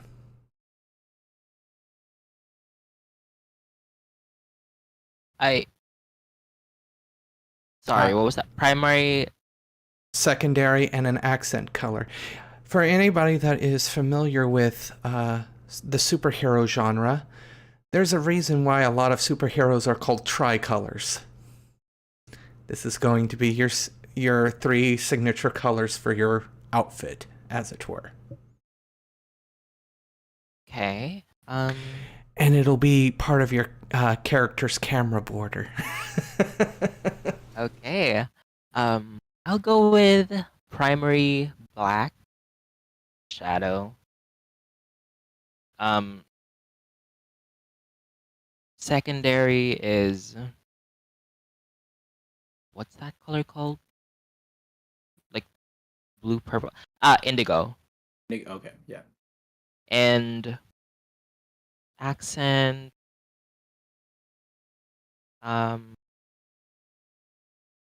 yellow. Yellow. I will, of course, try to make these look as nice as possible. Mm-hmm. Of course, if you give me, like, puke green, swirly pink, and deep crimson, there's only so much I can do, you know. That actually looks good because they complement. Yes. Of course, the legacy would be the one person here who understands a color wheel.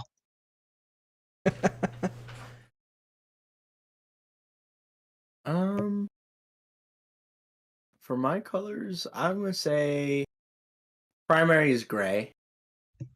The secondary color, would you say like how accent color? Is accent like more so just the undertone that sort of laces the rest of the costume, or just the rest of the colors? Or is that more secondary? The primary color is obviously the color that you're going to see the most of. The secondary color is nobody's wearing a really good basically your accent color is going to be mostly like the trim, as it were, of the outfit. And I'm gonna say secondary color is gonna be orange, and the accent is purple. I am sure our viewer Danadin is going to be very excited that you chose orange. Orange is Danadin's favorite color. Oh, good. But like a subtle, cool purple for the accent, not like harsh purple or just normal purple. Some like more a white purple. in it. Yeah, a tinted purple. Okay. And Coryn, the Doomed. Okay, so first of all, my Doomed's main color for her outfit is going to be kind of like, forgive me because I'm not so great with colors, but it's probably going to be like a sort of royal blue. And then for a secondary color, I'm a bit stumped, but I'm thinking I might go with white. I might get hell to get stains out of it, but whatever. Might as well look fine if I'm going to fight and die young. And the accent is going to be silver. Okay. All right. There we go. So, did anybody happen to come up with names during this time? If not, it's fine. I'm still trying to think of a name. Robyn? I have one. What is our legacy's name? Eclipse. Just simple. Eclipse? Yeah, like the when. Yep. So we have Eclipse.